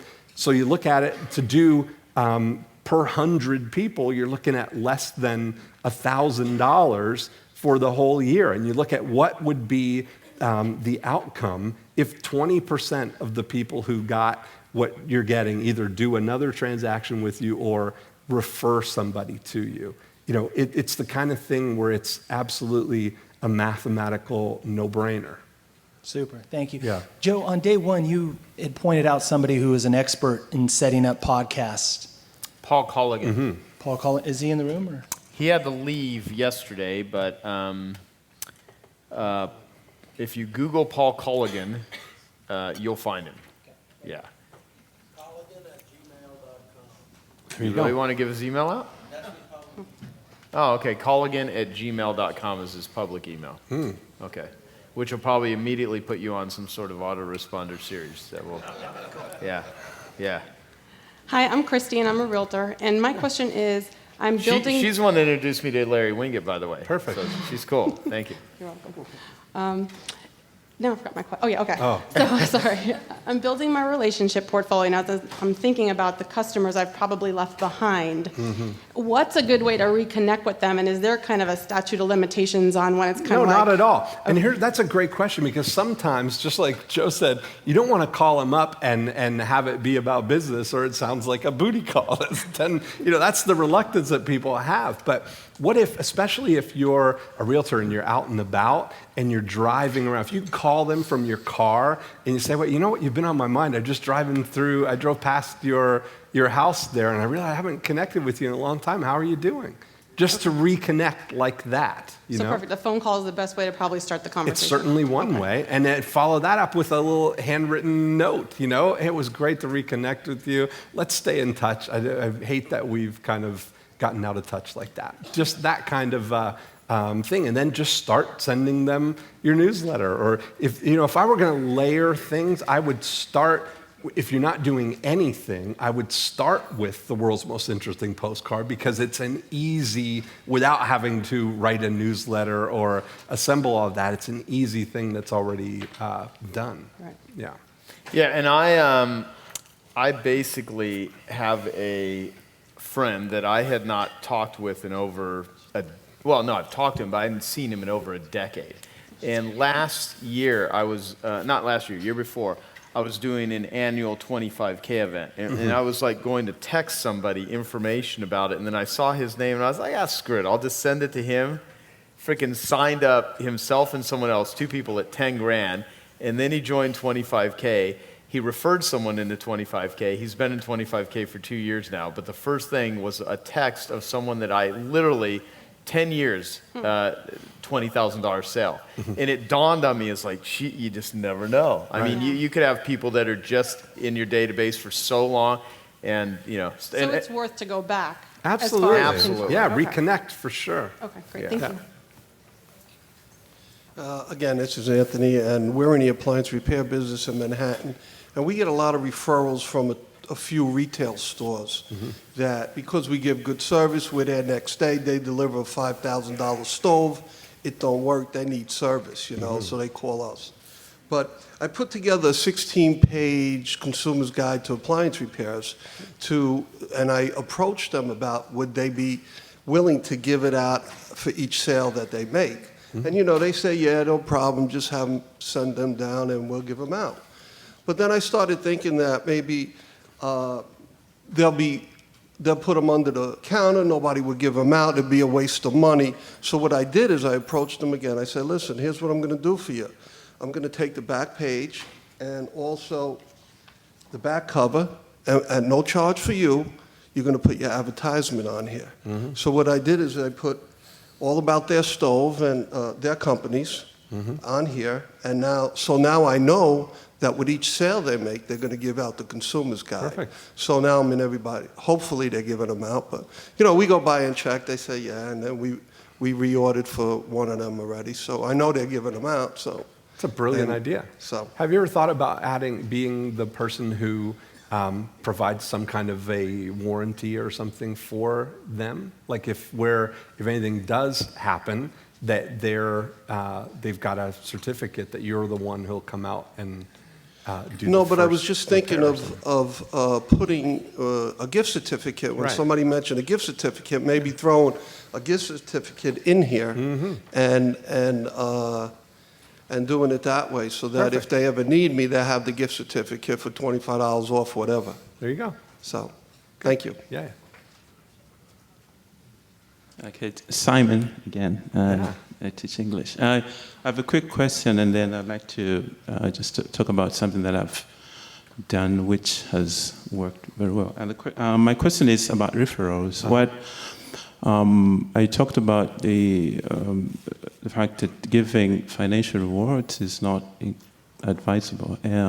What about? In some cases, it does work. I can explain where it does, but we'll yeah, one thing that I've done is I've done is when one of my current students refers a friend or someone else they know to my school and they sign up, I give them a discount on their fees for 3 months. I make it half the price for 3 months, and then after 3 months I so it's.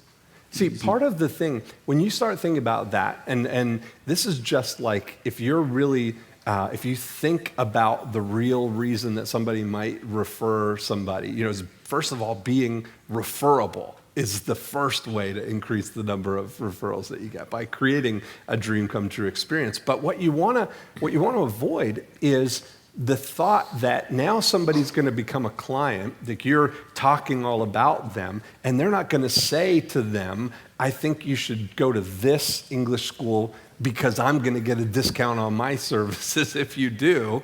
It's a different, it's a whole thing then. You want it to be where there's a real benefit for making that referral. Because it feels, a lot of people feel like that taints the real heartfelt reason for the referral. That they might find out, oh, you refer me because you got the certificate or whatever. Just a subtle thing, but it changes the dynamics. Oh, okay, thank you. The thing is, I live in Japan, and the Japanese have certain kind of the certain way they do things. Customs, for example, it's payment by credit card is not their favorite way of paying. They prefer cash, and also cold calling is it doesn't work. Right. And so, but one thing I realized was that they really appreciate value if you can get it to them somehow. If you get something that they really appreciate and like, then they will come all the way. And that's I identify the strength that the one very good characteristic is that if they trust you, they trust you. It's they form a relationship, and normally it's a very long time. Yeah. And so what I did was I volunteered to teach for free in some daycare centers and in elementary schools. And what that has done is, one, I've been able to get students whose parents were not thinking of getting their children to learn English. Okay, and so because I went out for them in the schools, and they have no choice but to take my lesson, and then they like it, so they go home and tell their parents about it. It's so good. And what I did was I give them we do a little craft where they paste something on construction paper, but at the back of that paper there's I have a QR code and web page address. So when they go home and talk to their parents about this, they did, and then they go, "What's this?" And then through that, I've been able to get quite a good number of students whose parents were not thinking of taking their children to learn. And I learned, and apart from the fact that I've been able to get new students, I've been also able to get trust because the referrals is the thing there in Japan. So the heads of the schools have actually gone all the way to introduce me to the parents. That's great. I signed up for the local Chamber of Commerce and Industry, and they did an interview for me, and then it came out in one of their periodical magazine. And so I went to teach in one of the biggest daycare center with more than 300 children. Yes. And so it happened that the guy saw the interview, and when I went there, he had a copy of it. So I saw your interview, it's so nice. Can I enlarge this and just paste it on my schools and refer over as many parents as possible to go to your school. So awesome. I thought that was really great. And the most important lesson was that these were not how I learned that it's a way of reaching out to those that were not actually thinking that they would actually like learning English. So I thought we should share that. Good for you. Thanks. Thank you. Hi guys. How are you doing, Joe? My name is Aslan, and I'm right now just deciding what I'm going to do with the rest of my life. But I have a question about the referral. This has been the most challenging part of my business in the past. What do you do with the referee, the person that gets referred through that? You put them through basically through the funnel, just like the way you put the regular customer, or is it a special funnel for the referee? Well, most of the time, that is a good question. So you start thinking about, depends on what the situation is, how early they come in the process, or if they're jumping right to the front of the line, right into the during unit when they're ready. Like if Jeff's gives you, somebody gives you from Jeff a certificate for free fish, and all you have to do is go to the website and redeem your coupon. There's no funnel there. You're jumping right to the during unit. You're starting the process, you know?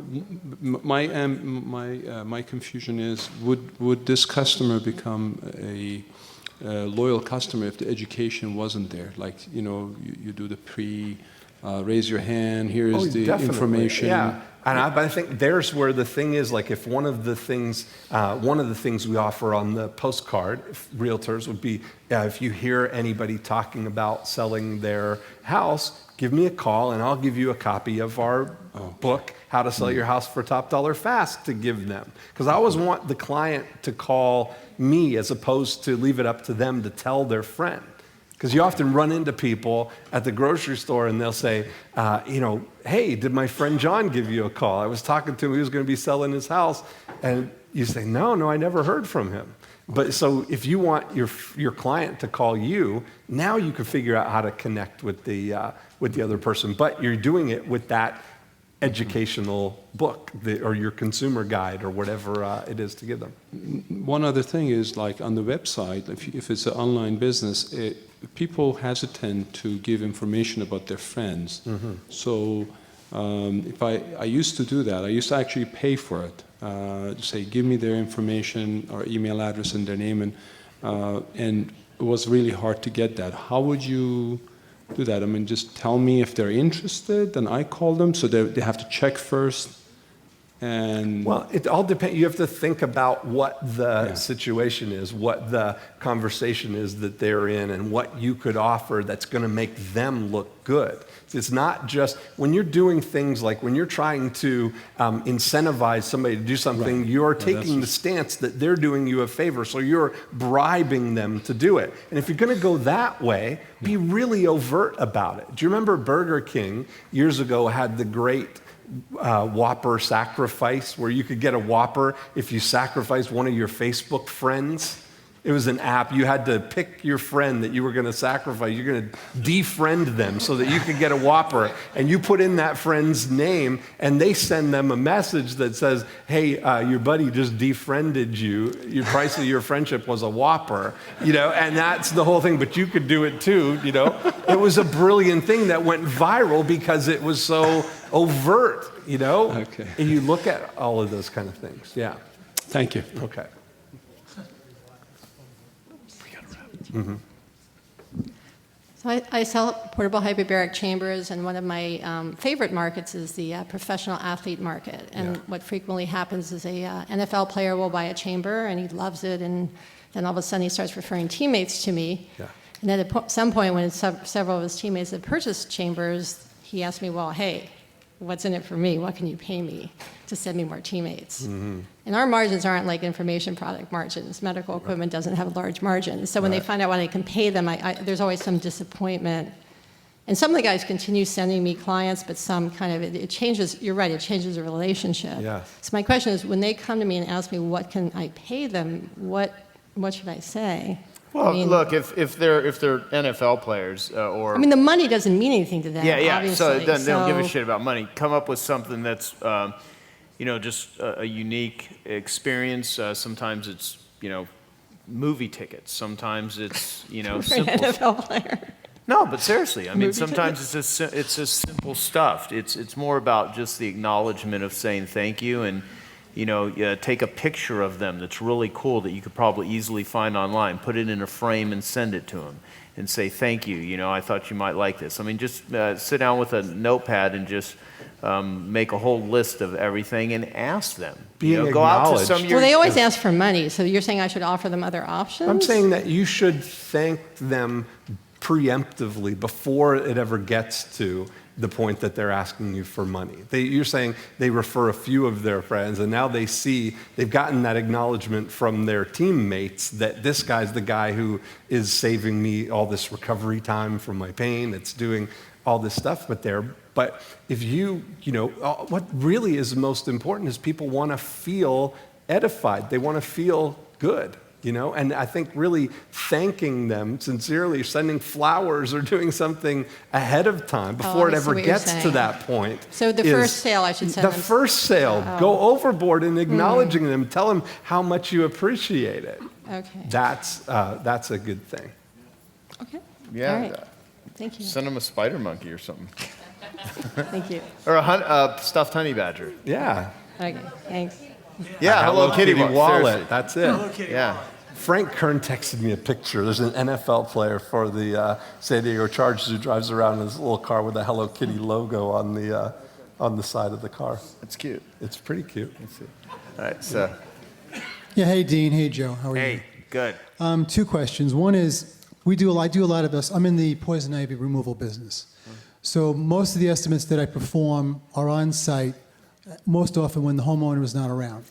And it's written up and the price is clearly delineated, and then we stick it in the mailbox and we try to follow up with a phone call within the week's time to make sure that the people certainly got it, and then if they have any questions to be addressed, and then to try to get them to commit at that point on the phone.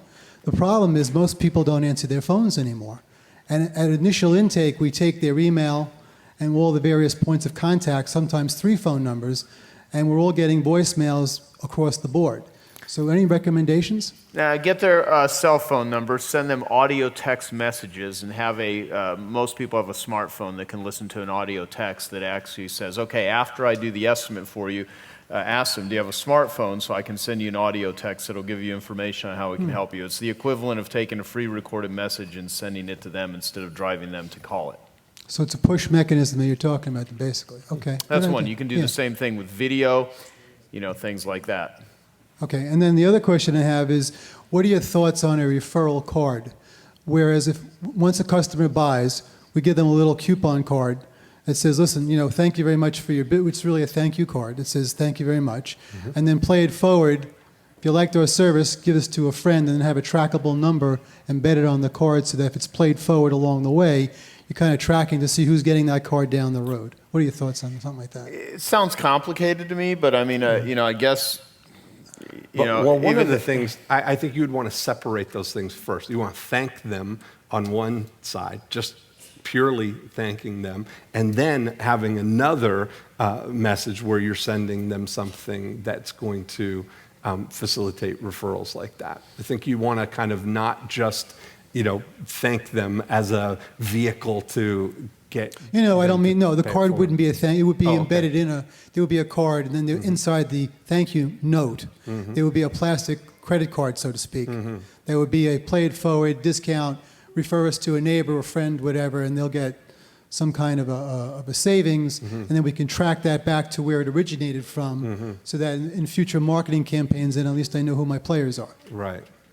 Well, I mean, yeah, like the thing I do with carpet cleaners, and it still works, is and it involves money as a bribe, and you can use other forms of ethical bribes, and it doesn't need to be a lot, but it's part of it is this acknowledging and rewarding someone initially in order to spur the behavior to create referability habits. So people just feel acknowledged, and so one of the first things I came up with, 20 years ago, was $10 for any job that any referral, and but they would send it in the form of 5 $2 bills, not a $10 check, not a $10 bill, but 5 $2 bills, because no one spends it, and every time they see the $2 bills, they think about that carpet cleaner. So part of it was this, think like that, and it is timing. A lot of this is timing. It's like that, difference between lettuce and garbage is timing, and so you got to do things, at the right time, and so. With something like that, and in your case, I would do joint ventures. Headline: why is your poison ivy removal guy writing to you about a plumber? And you endorse a plumber, and or some service that would be applicable to them, and then you have that company endorse you to their clients, and find everyone that has a relationship with your potential prospects and clients. And I think if you put efforts into that, you can really grow your business very quickly. Anytime you can make your client look like a hero. So I was thinking immediately when you were talking about the poison ivy, that if they're going to hear other people who have poison ivy, it might be that they end up getting a rash or getting some, if you had some of the very best thing to put on. We do. Okay, and if you gave somebody that, that there, if you ever hear somebody who's got poison ivy, give them this, that's probably going to make them look like a hero to that person. And now you've got your information on that package with the stuff. Of course, they want to get rid of it now, so that's a nice entry into that, you know? Right, but isn't that kind of like taking a Band-Aid approach on one level? In other words, we're It's not. It's getting it at the source. What's going to be the first thing? If somebody, the thing that's going to motivate them to get rid of it is the first time somebody gets a rash or whatever because of it, wouldn't you say? Yeah, well, that's how most people come to us. They find out too late. Yeah. And then it's like, okay, so now it's a bifurcated point of attack. Right. You know, do you need the solution for the body, component, the Well, it's itch certainly relief, an or do you easy need the way to start the conversation, because that's probably how it's going to start, right? Well, we're They're always gonna be showing itching. somebody. We're always itching for business. So Yeah. that's our, Perfect. That's funny. that's our tagline. That's good. We're always itching for business. We're in the itching business. Yeah. Okay, thank you. Thanks. Okay, one more. I just wanted to get the answer. Joe, you had commented on a previous question that you had times where incentives you felt were good to offer for referrals, but we never actually got to your answer on it. And the reason I have the question is we build strategic partnerships where the entire group is on the same page as far as a referral incentive. So everybody's giving the same incentive, so you work as a team. And I'm wondering if that falls under what you feel is acceptable for offering incentives, or what you had commented earlier as far as when you feel it is appropriate to offer an incentive for the referral. Well, see, when Dee's talking about predictably irrational, part of my thing is testing out different stuff that fit. Like, for instance, carpet cleaners. I've had them, the typical client of a carpet cleaner would be a woman. And so we would do things from, do you get pedicures or manicures? Both. Okay, how frequently? Every other week. Every other week. Okay, so how much do you think you spend a year on pedicures and manicures? $1,500. Okay, so if you created a mechanism to where pedicures or manicures could be free, if you were referring to carpet cleaner, that would be like a really cool thing. The husband would like if you're married, as an example. And so we've actually had many cleaners that would say, okay, think about, who is your client, your prospect is typically female, and what would be an incentive of something that they already consume that if you could provide it for them, it would get them referring you. And what we found, like movie tickets, manicures, pedicures, massages, $10 bills, things like that. So a lot of the incentives Free fish. And you feel that's more valuable than cash that they could spend on anything? Well, I think non-conditional is better than conditional, because most people's referrals are conditional. Like if you refer someone, you get 10% off your next job, or you get $100, whatever it is. But that requires them to actually have to, do business with them again. So they're really not getting rewarded immediately. It's kind of postponed, and then it loses its, where when you can acknowledge someone immediately, then it instills the one thing you want. See, to me, it's not about the incentive, it's about the behavior. And if you can create referability habits to where they just get in the mode, I mean, if I get really acknowledged and edified for referring someone, if they give me an incentive or not, the mere fact that they acknowledged me, says it makes me think about that company differently. Like, damn, that's what happens. When people talk nice about you and they thank you, you get these squirts of endorphins that exactly. make you feel And so good. it's more about instilling referability habits than per se the incentives. So I would just brainstorm about what would your clients want, and see you can ask the best marketing consultants in the world, what do your clients want? Sometimes how do we reach them? Ask them. What do you want? What would incentivize you? What could I possibly do? Because one of the things I have on my referral form for carpet cleaners, when they go into the home, they do a great job, and the time to pull it out is right after they've cleaned the carpets. And we have two things: gathering testimonials at that time, because that's when they're going to be the happiest before they start walking all over it again, and that's the most likely time to ask for referrals, when they're in that euphoric state. And you basically say, it says, I'd much rather pay you than the advertising media, my happy clients. And that just makes sense. It's simple, it's obvious. So, ask your existing clients. Perfect. All right. I know this is a pretty useless conference for most of you, so we're sorry that we could never really provide you with any content, and not a book that was much value at all. But What are we going to do? So, do you guys like it? Amen. This is just the start, or it's just the end. On the very first day, I asked you to write, where are you? Where do you want to go? How are you going to get there? Now, only, less than 72 hours later, do you feel that you have a bigger future and more capabilities of getting there than the first day when you wrote that down? Okay? Okay, good. And I said, write down today is the last day of the way you used to be. Now, that is going to be true for some of you, and not all of you. And the ones that it will be true for are the ones that will take what you learned, take what you heard, and you don't try to do it all at once, but you do go through all the ideas. You do go through all your notes. You do go through this course. You go through the breakthrough blueprint. And you don't need to do it, Monday, although it may be useful to start. Some of you, the very best thing you could do is take a day or two off and just decompress and let stuff percolate. But you want to go through this manual. You want to go through your notes, and you want to circle the gold coins, okay? You want to look at the elegant ideas because, as Gary Halbert taught me, one elegant idea is worth more than 1,000 semi-good ideas. And how many of you got a few elegant ideas? Okay, those are the things that matter, so don't overwhelm yourself. And the thing is, too, when it comes to, like, the conversations we've been having a lot in 25K, the 25K, what I realized about the people that join 25K is the last thing they need is another idea. Because most people in 25K, especially industry transformers, they come up with better ideas themselves than most books, people, or anyone else they talk to. I mean, they're idea machines. And as a matter of fact, many successful people are assailed by ideas. They hate the fact that these ideas are constantly coming. So they don't need more ideas, they need elegant ideas. They need elegant solutions. So part of what we focus on is $250,000 ideas in 25K. One of the things that we do there is, I even have a form that's $250,000 ideas. And when someone first starts in 25K, we basically say, if you don't make at least $250,000 net within a year of being in 25K, I don't want you to renew for the following year. Now, part of that, I do it because it sounds good.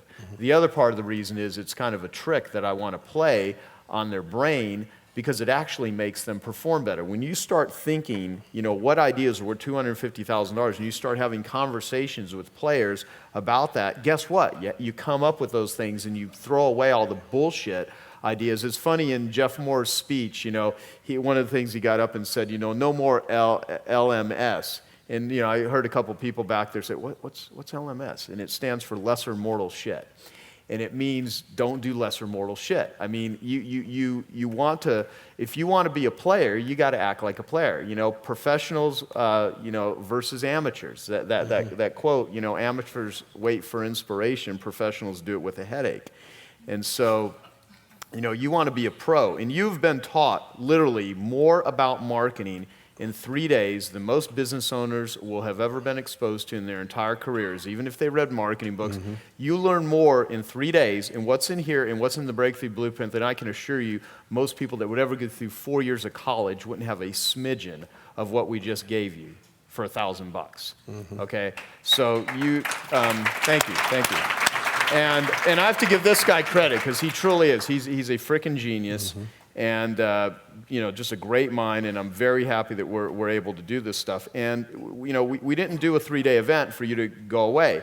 This is we want you to, if you really take this seriously, then come to our $5,000 a person event.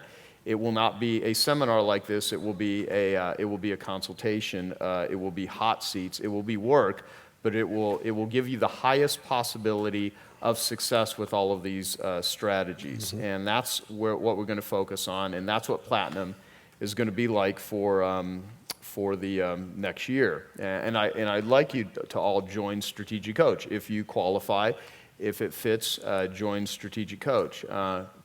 Here's what's funny about 25K. how many people? We have 3 people that joined 25K. Could you guys stand up, whoever you are? Where are the 3 people that joined 25K? One over here, one over there. Where's the other person? Did he leave, Kevin? He's outside. Okay. So in order to do the consultation with Dean Graziosi, we need one more person.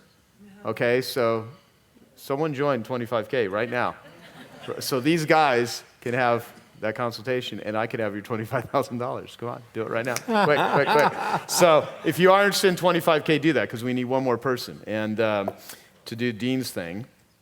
And if not, it doesn't matter, because 25K is awesome, and Dean's awesome. And I've got all kinds of interesting people in 25K. Paul Abdul's in 25K. Dr. Daniel Amen's in 25K. Who else do we got? We got Jeff Walker. We've got David Bach. We have who? Brendan Bouchard's in 25K. We've Jeff got, Walker. Yeah, we got a guy. Dan Sullivan. Dan Sullivan. Yeah. We got 95 people in 25K. It's a pretty awesome group. I don't need to do anything else in my life to still, make good money, okay? I don't need to sell another darn thing. I like teaching people marketing. I like working with players, and I really hope you all take this and really just kick ass and take names. The best thing about these conferences is we get to meet the people and we get to hear the success stories. Now, a couple tips from me, and then you have a couple tips, and we'll do a positive focus, and we'll let you guys go off. And also, I didn't mention the way 25K works. Those of you that joined, or anyone the one last person who's thinking about joining that needs to, 3 meetings a year, 2 days at a time, 6-day commitment. In Phoenix at my office. Once a year we do an annual meeting. It's $10,000 a person for the annual meeting. If you're not in 25K, but if you are, you just come to it.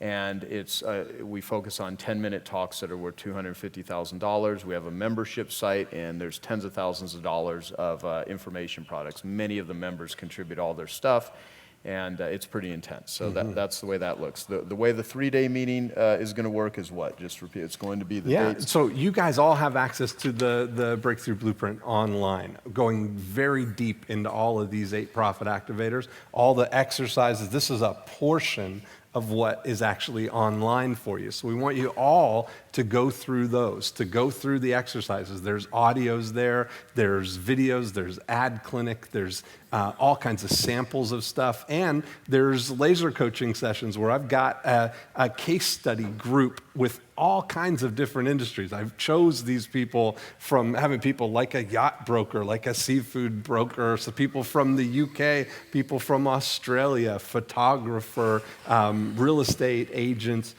all kinds of different businesses that you get a cross-section of it to see how to think about these 8 profit activators. If you understand how the thinking goes, it helps you elevate the ideas that you can come up with. So we want you to go through those over the next 12 weeks or 14 weeks or whatever it is an we meet in January. Go through all of them, do all of those exercises. You're going to have your blueprint, and this is going to be like an intimate consultation where we're going to talk about the best ideas for your specific situation. See, the thing with doing an event with hundreds of people is we don't get a chance to interact with you. There's always, you see it even when people are up at the mic, everybody's kind of sensitive that they got to kind of get through their question quickly. We can't really think about it as much, but if there's a smaller group of people, we can have one conversation and everybody's involved in it, and you get that personal attention. So if you were to do individual consultations with us, it's thousands of dollars, and it's half a day or 1 day, and this is where you get to come for 3 days and for less than it would cost for an individual consultation. Well, I'm like 25 grand for half a day consulting, and I'm happy to do that with anyone. There we go. Because it's, I charge, the reason I charge so much for the consulting is I don't like doing it one-on-one. I think it's more effective to do it in group. It is, absolutely. And so, but if you do want to do it, I have a website for that. It's called hirejoepolish.com, and you can see the process. Yeah, it's kind of cool. Give me money. Yeah. So, and then as far as your ideas, as you circle gold coins, also pick things that are ELF. If you cannot make your business ELF, get into another business. If there's certain aspects of it that can't be ELF, but they need to get done and you want to stay in the business, hire other people to do that shit. All right? Figure out what your unique abilities and your skills are. What else would I like to share? Not to do. Your not to do list is more important than your to do list. So in the back of this really cool manual, there's a bunch of note sections. I'd like you to go to a blank one, and I'd like you to write not to do list. And while you're on the airplane, while you're done, come up with, just brainstorm for a few minutes of what are all the things that you should not be doing anymore. What is the lesser mortal shit that you really need to hire out? If you want to make $100 an hour, you can't be doing $10 an hour activities. If you want to make $1,000 an hour, $3,000 an hour, you can't be doing activities that are making you $10 an hour, because every hour you spend doing those activities, you're ripping up whatever amount of money that you really your skill and your talent is actually worth. And you don't need to do everything. That great story that Dan Sullivan talks about, where if you ever go out into the ocean and you go for a swim, and you're swimming and you come back to shore and you get out and you're walking up the beach and someone comes up to you and says, "How was the swim?" You don't say, "Well, it was really great, but I missed a lot of the ocean." I mean, you would never say that. Opportunities are endless. You're never going to do them all, and people just beat themselves up because, I could do this. You don't need to do everything. You only need a few tools in your toolbox in order to really kick ass and take names. And I really like thinking about Warren Buffett, one of the richest people in the world, where he has the punch card, analogy. If I only had, a punch card with 20 opportunities on it for my whole life, before I said yes to something, would I really take it? And start thinking that way, because he also says his number one criteria in making an investment is what? Opportunity cost. Yeah. So what is the opportunity cost? Everything you say yes to, you say no to something else. So before you say yes to it, make sure you know what you're saying no to. And a lot of you literally need to dump a lot of the stuff that you're working on, because again, another Dan Sullivan quote, getting results doesn't take time. It's the not getting results that takes up all the time. And if you get really pissed off about it, I'm just going to quote a bunch of Dan Sullivan because it's just good stuff. I'm doing a new podcast with Dan called 10 Times Talk, which we talked about, which Eunice wasn't I supposed to give those out? 10 Times Talk? Those podcast CDs? Do we have enough? Really? How many of you would like a free episode of 10 Times Talk? Okay, well, we have them on a CD. We'll give them to you for free. All right, so they're nicely packaged. Where is one quote, he says, "Irritated oysters make pearls." Okay? And if there's a lot of things that are pissing you off, it's probably good. Because if they are okay or really not pissed you off, you know what you do? You don't change. You don't do anything about it. And so, there are certain things where the time you change is you get annoyed enough with it. So, and then the last thing I'll say, and then you say anything you want, and then we'll do some positive focus, is I think Kathleen put it in her essay, I think it's Kathleen, the Anthony Greenback quote. Yeah, awesome. Oh, you got, okay. The winners, the Lobsingers, they actually, okay. In the Anthony Greenback quote, which came out of the Book of Survival by Anthony Greenback, said, "To live through an impossible situation, you do not need the muscles of a Hercules, the reflexes of a Grand Prix driver, or the mind of an Einstein. You simply need to know what to do." Okay? So a lot of times if you're in a bind, if you're in a mess, you don't need to be a super genius. You don't need to be super strong. You just need to know what to do. And a lot of you came here with marketing challenges that you just didn't know what the hell to do with. And how many of you now know what to do? Okay? That is priceless. Stay plugged into that. Don't go away from things that are helpful to you. If this resonated with you, go deep with it. Even if you never do anything again with me and Dean, take this stuff seriously, because I love the art of marketing. Yeah. It absolutely changed my life. That's it. So here's my tips. For going back here, you've got all kinds of ideas. You've got that manual. This is not going to be something that you're going to be able to implement everything.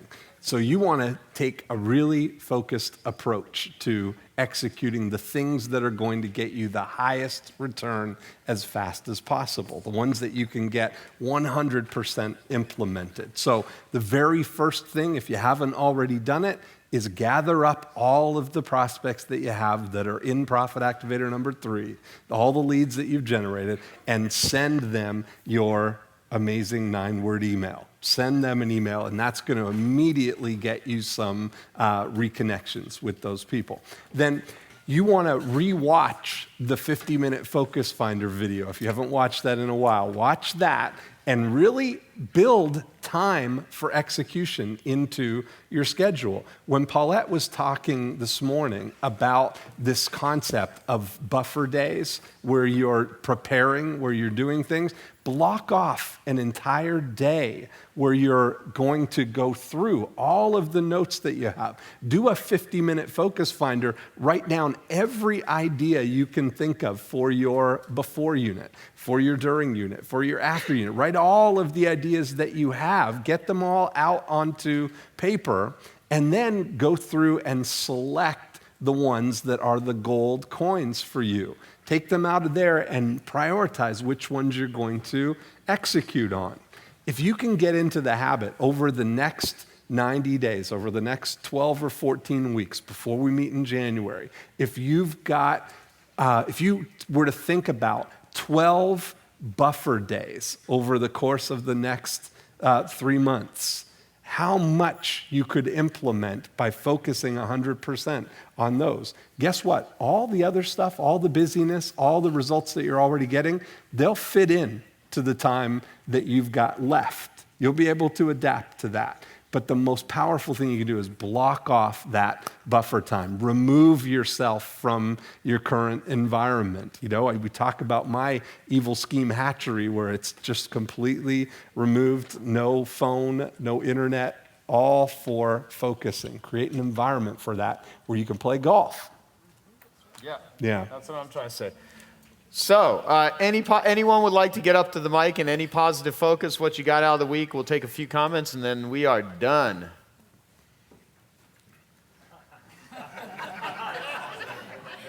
I love it. Everybody's brain is fried. I love this. I love this brain fatigue. Yeah. This was awesome. I came here because I wanted to change things. I was embarrassed a few times for my questions, but it has been the best 3 days I've done all here. Thank you. We are welcome, and thank you. And you had great questions too. And also, I could see, you know, there's a lot of it where it seems frustrating in the middle, but as you go through, you figure it out. And that's why we want everyone to go through, you know, this whole process of the breakthrough booth. And I never said this during the whole weekend. I always like saying, you know, there's no such thing as a stupid question. There's only stupid people that ask questions. And I never had an opportunity to say that. So no, your questions were great. Thank you. Okay. Yeah, thanks, Joe and Dean. I had never met Annalene in person until we arrived both in Phoenix, but we are part of an accountability group called Success Circles. Mm-hmm. After I bought Gary Halbert, I started talking with Annalene on the phone. We started doing Piranha marketing together. She's actually hired me as a consultant to help her with her website, which I don't even do professionally. But what I really needed coming here was a complete mind reset. I needed to be baptized again. Right. I needed to be saved. I needed to see baby Jesus. And I'm just so thankful that, see the hair on my arm, man? It's like standing up. I feel so much love and confidence going forward from this event. And I do want to stay connected. I want to, yeah, good enough. Thank you. Thank you. Thank you. I just like shave the hair on my arms because I'm like all metrosexual and weird and stuff. But thank you. I just wanted to say thanks so much for everything you guys have given me. This is my first time to I Love Marketing event and totally digged it. So I'll see you guys around and thanks a lot. I appreciate it. Thank you so much. I think you guys are totally amazing to do what you do and to give us so much. You know, I just got into the podcast in the middle of summer, and I ran my first ads. I got my first client. You know, I paid for enough ads for like 20 years practically. But what this did is this kind of really showed me areas that I just need to really refine it a little bit. You know, I was doing it on my own, just listening to the podcast, did a little bit on the blueprint. but you guys brought it all together. And I can't thank you enough because I think what you guys you do is just incredible. I just can't believe you're doing it. Awesome. Thank you so much. Thank you.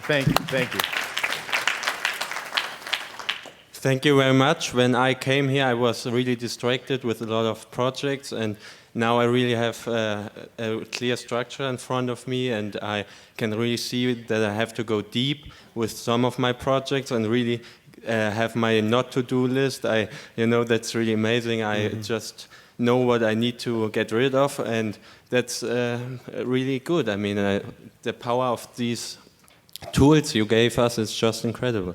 Thank you. Thanks, Christoph. Thank you. Hey, one thing I wanted to mention, Gary said that these events rejuvenate him. What has helped me a lot is I have been participating in these events a lot more lately, but the I Love Marketing meetup groups. Yeah. And I don't know if you talked much about them this weekend, but they work great for me. Kevin Donahue, can you come up here real quick? Come on up here, Kevin. Give it up for Kevin Donahue. I'm fortunate enough to be here in Mesa. We have him here in our backyard at the corporate office, and once in a while Joe shows up and does his little rants and things, and it's great. But for those of you, as I mentioned months before, if you don't have an I Love Marketing meetup group in your area, create one. They work. Yeah. Once in a while when I don't show up for a week or two, my mind starts to get off track. I go back to a meeting and I get my tunnel vision back on and I'm right back on track. I absolutely love the meetings. They're this, but on a smaller scale. Yeah, thank you. And Kevin has really helped lots of people set them up, and he's ran the ones in Phoenix, and now he's also, Kevin's main thing though is he's like the concierge for 25K and a lot of high level stuff that we do. So if anyone has any questions about 25K, he's the dude to talk to, him and Eunice. And but for meetup groups, we have on ilovemarketing.com at the menu bar it says meetup, and there's a PDF that literally not only lists all of the different episodes that we've done on I Love Marketing, but it basically takes you through how to set up a meetup group, what to talk about, how to lead it in a curriculum so you can set up your own meetup group. And you can run it however you want. Just properly credit I Love Marketing. Don't use it as a sneaky way to try to pitch people into multi-level deals and crap like that. Just, it's a great foundation for building your team 100. We talked about all the people that you could collectively serve your thing in your local market. Just start gathering all those people around. You get, 12 or 20 other businesses that are complementary in your category, and you can think together how you can apply all of these principles for your collective good. Yeah, and what Pat was saying is, you're the 5 people you surround yourself with. So that's who you become. So, how did Joe get to be up here? How did Dean get to be up here? They surrounded themselves with extraordinary people. Then they took what those people did and they taught other people. So you guys have the privilege to be around these guys. You're learning from each other. Now you sort of have a responsibility to go back and teach it and create your own group. So I think that's the advantage we have, is that we get a group every, twice a month we meet? Yeah, it used to almost be every week, but at least twice a month. Yeah, twice a month. You get to be around people and you get to stay in this discussion. So how do you master something? Well, you stay in the discussion. You surround yourself with other people who are doing it. And in our group, we have Pat, who's in finance. We have Charlie, who's in real estate. We have Duvall and you guys who are in telecom. So we have a whole bunch of different people using these strategies in different ways. So they get to bounce these ideas off each other. So, I challenge you, just download the Meetup Guide. If you have any questions, you can email me at kevin@joepolish.com and start up a group. And you'll see the energy grow. And what's been fantastic is how people have matured. Like that sales letter you have, that would have never happened if you were in that group with Jeremy. I mean, Jeremy is just blowing up his business, copywriting. I mean, in just 6 months to a year's time, it's been unbelievable to watch people just kind of blow out their numbers. So yeah, thank you. Mm-hmm. Thank you, dude. Thank you. It's awesome. And just real quick, this is my second event. I was at the one last year, and that's when our business really started to take off. But more importantly, I remember sitting next to Susan and Steve at one of the lunch things or the dinner thing afterwards, and I remember I was talking with Susan, and I remember myself thinking, man, you guys are in trouble. I was like, man, you guys are, wow, because she really didn't know a lot about marketing. She was really starting from the beginning, and she didn't know a lot, right? And I just remember thinking, wow. And just to see how far they've come, just from implementing what you guys have done, from everything that you guys have learned here today, how far they've come, it's mind-boggling. Right. So just to leave everybody with, it is possible. I mean, they were starting from I mean this in the nicest way possible, but from the bottom, and now they're going to Necker Island. Look at them. And they have come so far, so that's just a real There's a compliment good to you guys. example, though. How many people were here last year? How many were at the same conference and sat in the same room, and hundreds of other people in the same room as Susan and Steve? They took action, they got involved, they got close, they implemented, and look at this. Now they're going to Necker Island. Amazing. Yeah, and you know, the funny thing is, it always comes up. Yeah, that's from last party, night. Yeah. That's fantastic. That's perfect. Yeah, I mean, yeah, you know, the funny thing too is it always sounds as like a manipulative sort of pitch. The people that get the most results out of stuff are the people that actually invest the most money and the most time. I mean, like, why does that work? Because they just put more of a commitment. Same with me. You know, people are like, oh, you're charging X for what? You know, I've spent over $100,000 a year on my education for over a decade now. You know, it's like, and we download it. But it's multiplied itself every every single time. Yeah, and it's like, and I fly around the country and I meet all these people, and so does Dean, and we just take the very best stuff we can and we share it with people. You know, and it's, you know, whatever. It's whatever. But I say whatever. No, there's a lot of people that will come to conferences and they will sit there and then they go back in their own lives. Yeah. I mean, I wish there was. I just wish there was a way you could get everyone to engage with that, but it's an individual thing. So I just want to know, like, by a show of hands, who's going to tell at least 10 people about this when they leave? About how awesome the experience was. Okay. Would it help you if every single person in here gave you, like, some form of a testimonial via email, card? Would it help you promote the 25K group or something like that? I cannot see how it would not. Yes, that would help. How many, if you had to guess, how many testimonials do you have? I don't know, because I haven't even asked. No, in like just video testimonials. Oh, how many just do you from have this weekend? In regards to the 25K group, how many people over the last how many years you've been doing it? 5 years? Oh, yeah. I mean, I literally have hundreds of testimonials, but you know, for 25K, we've probably got, you know, a couple hundred. You know, for Piranha, I mean, literally, I got more testimonials than anyone I know. Yeah. But would it help if we gave? Of course, Okay. absolutely. Yeah, absolutely. So the question is, whatever happened to the offer on the electric car? What happened? Whatever happened about the ideas for the electric car? The Fisker contest. I still have to create rules and regulations for. Oh, so I thought we were pitching them. I missed no. that. He just got the car. How do we submit the ideas? I've got to actually work that out. Okay. No, I thought I made that clear earlier. Yeah, I got the car because I'm crazy.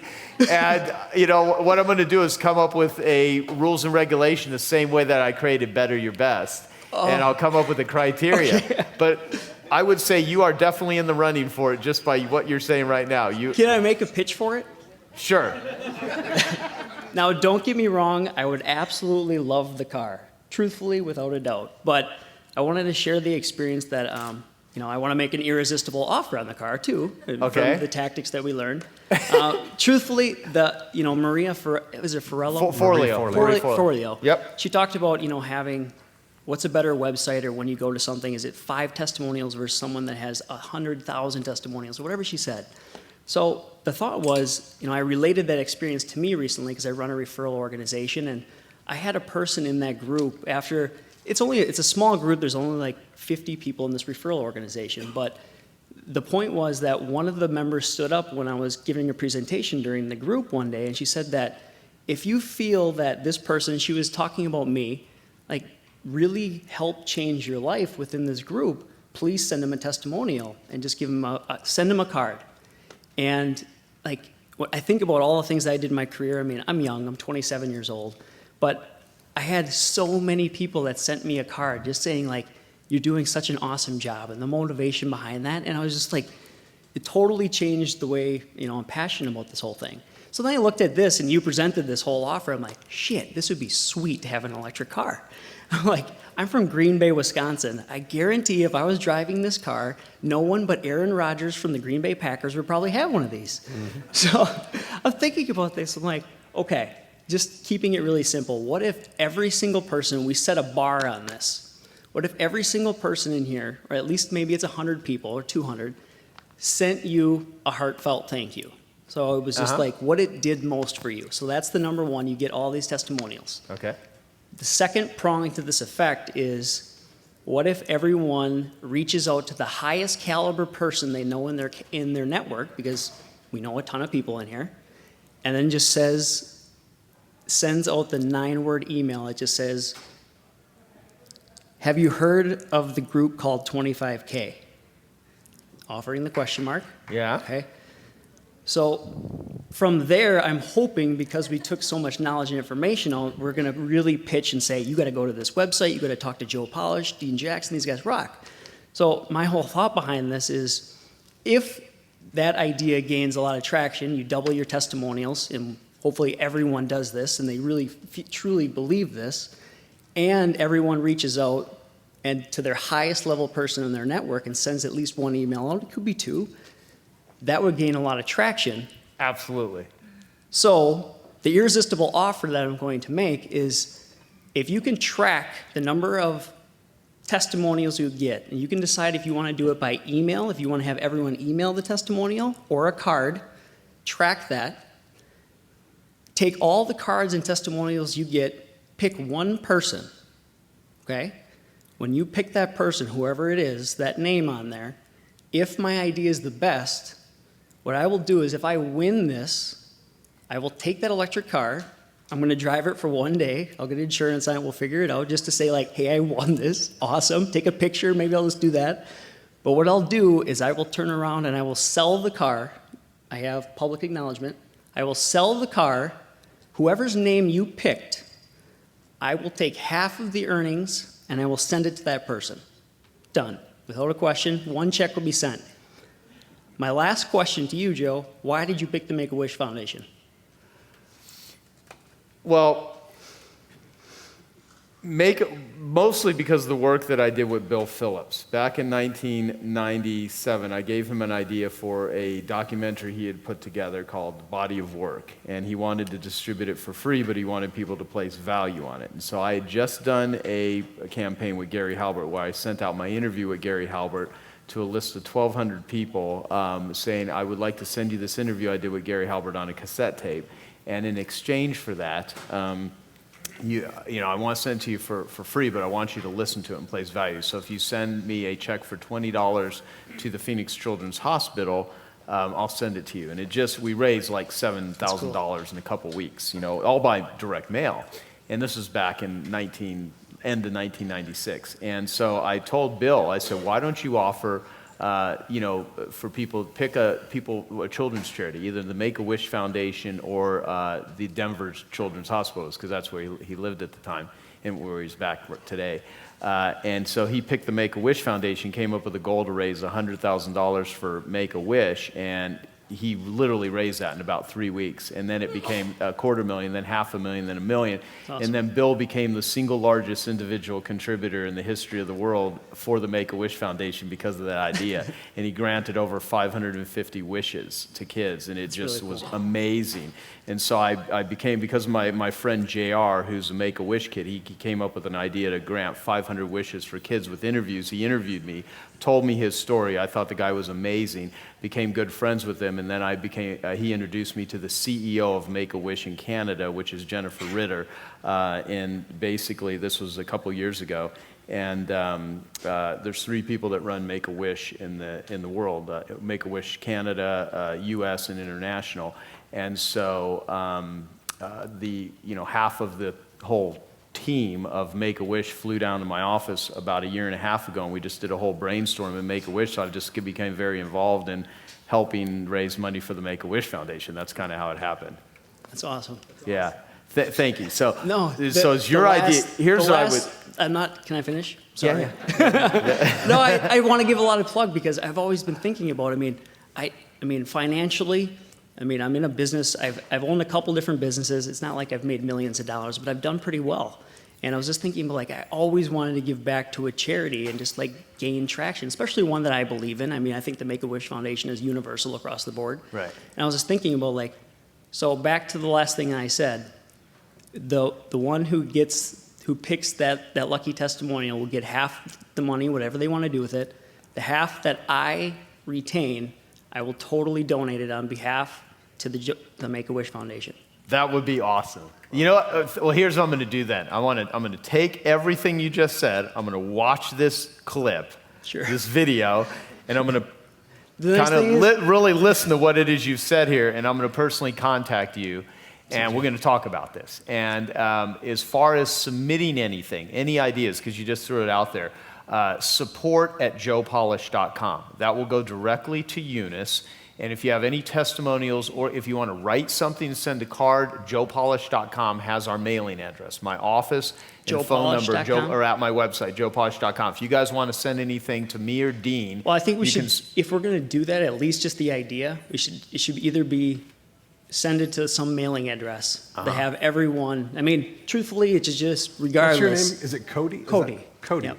Yeah. So if you're going to do that, put Project Cody in the subject line. Project, yeah, that's great. And if you could please give all your contact info, if you have a card or something to Eunice right now, that'd be awesome, and I will follow up with you.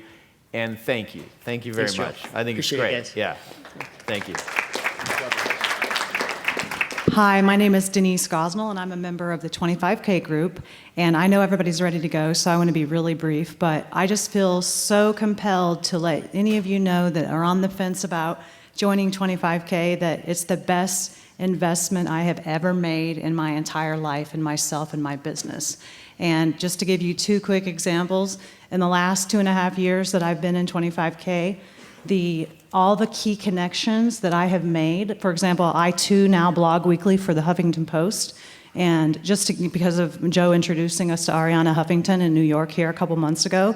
And last week, I just did an iPhone 5 review on how it can help small businesses. Within 15 minutes of HuffPost publishing it, I was ranked #1 in Google on iPhone 5 reviews. And I got to promote my own stuff, and I got a lot of leads from it. And now I'm just trying to figure out how to leverage all the traffic I'm getting and convert it into all the great things we've been talking about here.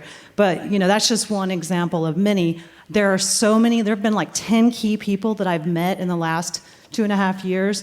And Joe Polish personally introduced me to every single one of them, or he introduced me to the person who introduced me to them. So if I drew a circle, he's like at the core of my Genius Network, and I am so grateful to know you and to be a part of your group. And one last point, it's not just the fact that the people are brilliant that are in the 25K group, but they are so kind-hearted. You would not think, that guys like Dean Graciosi, he's, practically a half a billionaire. That's his company's just like ungodly, successful, as is everybody else in the group. But he's real. What you saw on the stage, to sit down with Dean for a half day, I wish I could do that. I'd join all over again just to do that because he's so awesome. If nobody else wants to take up on that, I'd like to figure out how I could convince Dean to let me do that. So he's just awesome.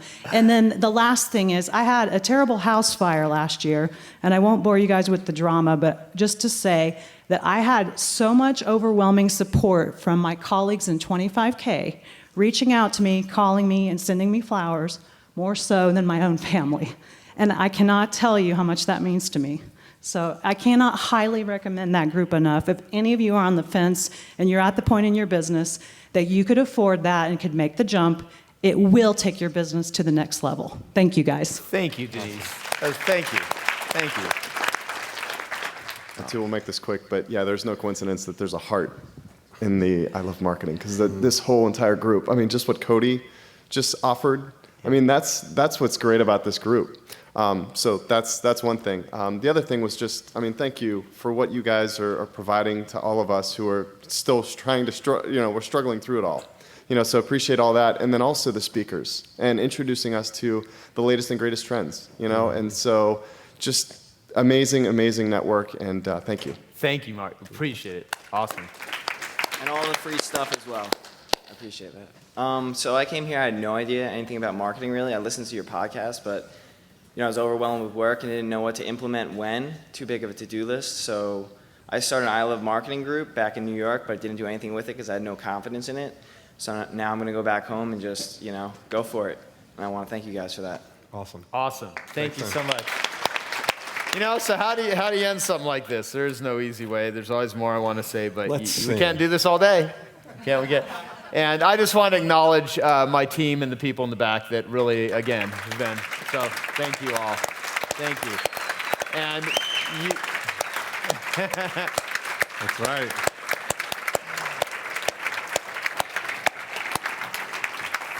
And you all that are all here, and the people that have watched from home, some who have literally been watching this at 3 in the morning at whatever time zone they're in, thank you all. And look, I know you got a lot in your head, so take some time off, go see a movie, get a massage, do some cool stuff. And if you still need more stuff, there's a couple books out there you can probably read or whatever. So thank you all. Safe travels. If you do want the DVDs, just pick up a form, fill this thing out, and we'll give you. We'll turn it into. Is that Victoria and Rochelle? Rochelle. Just hand it to her, and we're going to see you guys. Please tweet hashtag ilm2. Whatever you want to say about this conference, and we will see those of you at 9 a.m. here in the morning. And if you would like to participate in that, because you're going to do the session with me and Dean in January, you're welcome to sit in at this, and it'll go 9 to noon. Thank you. Thank you. Thank you.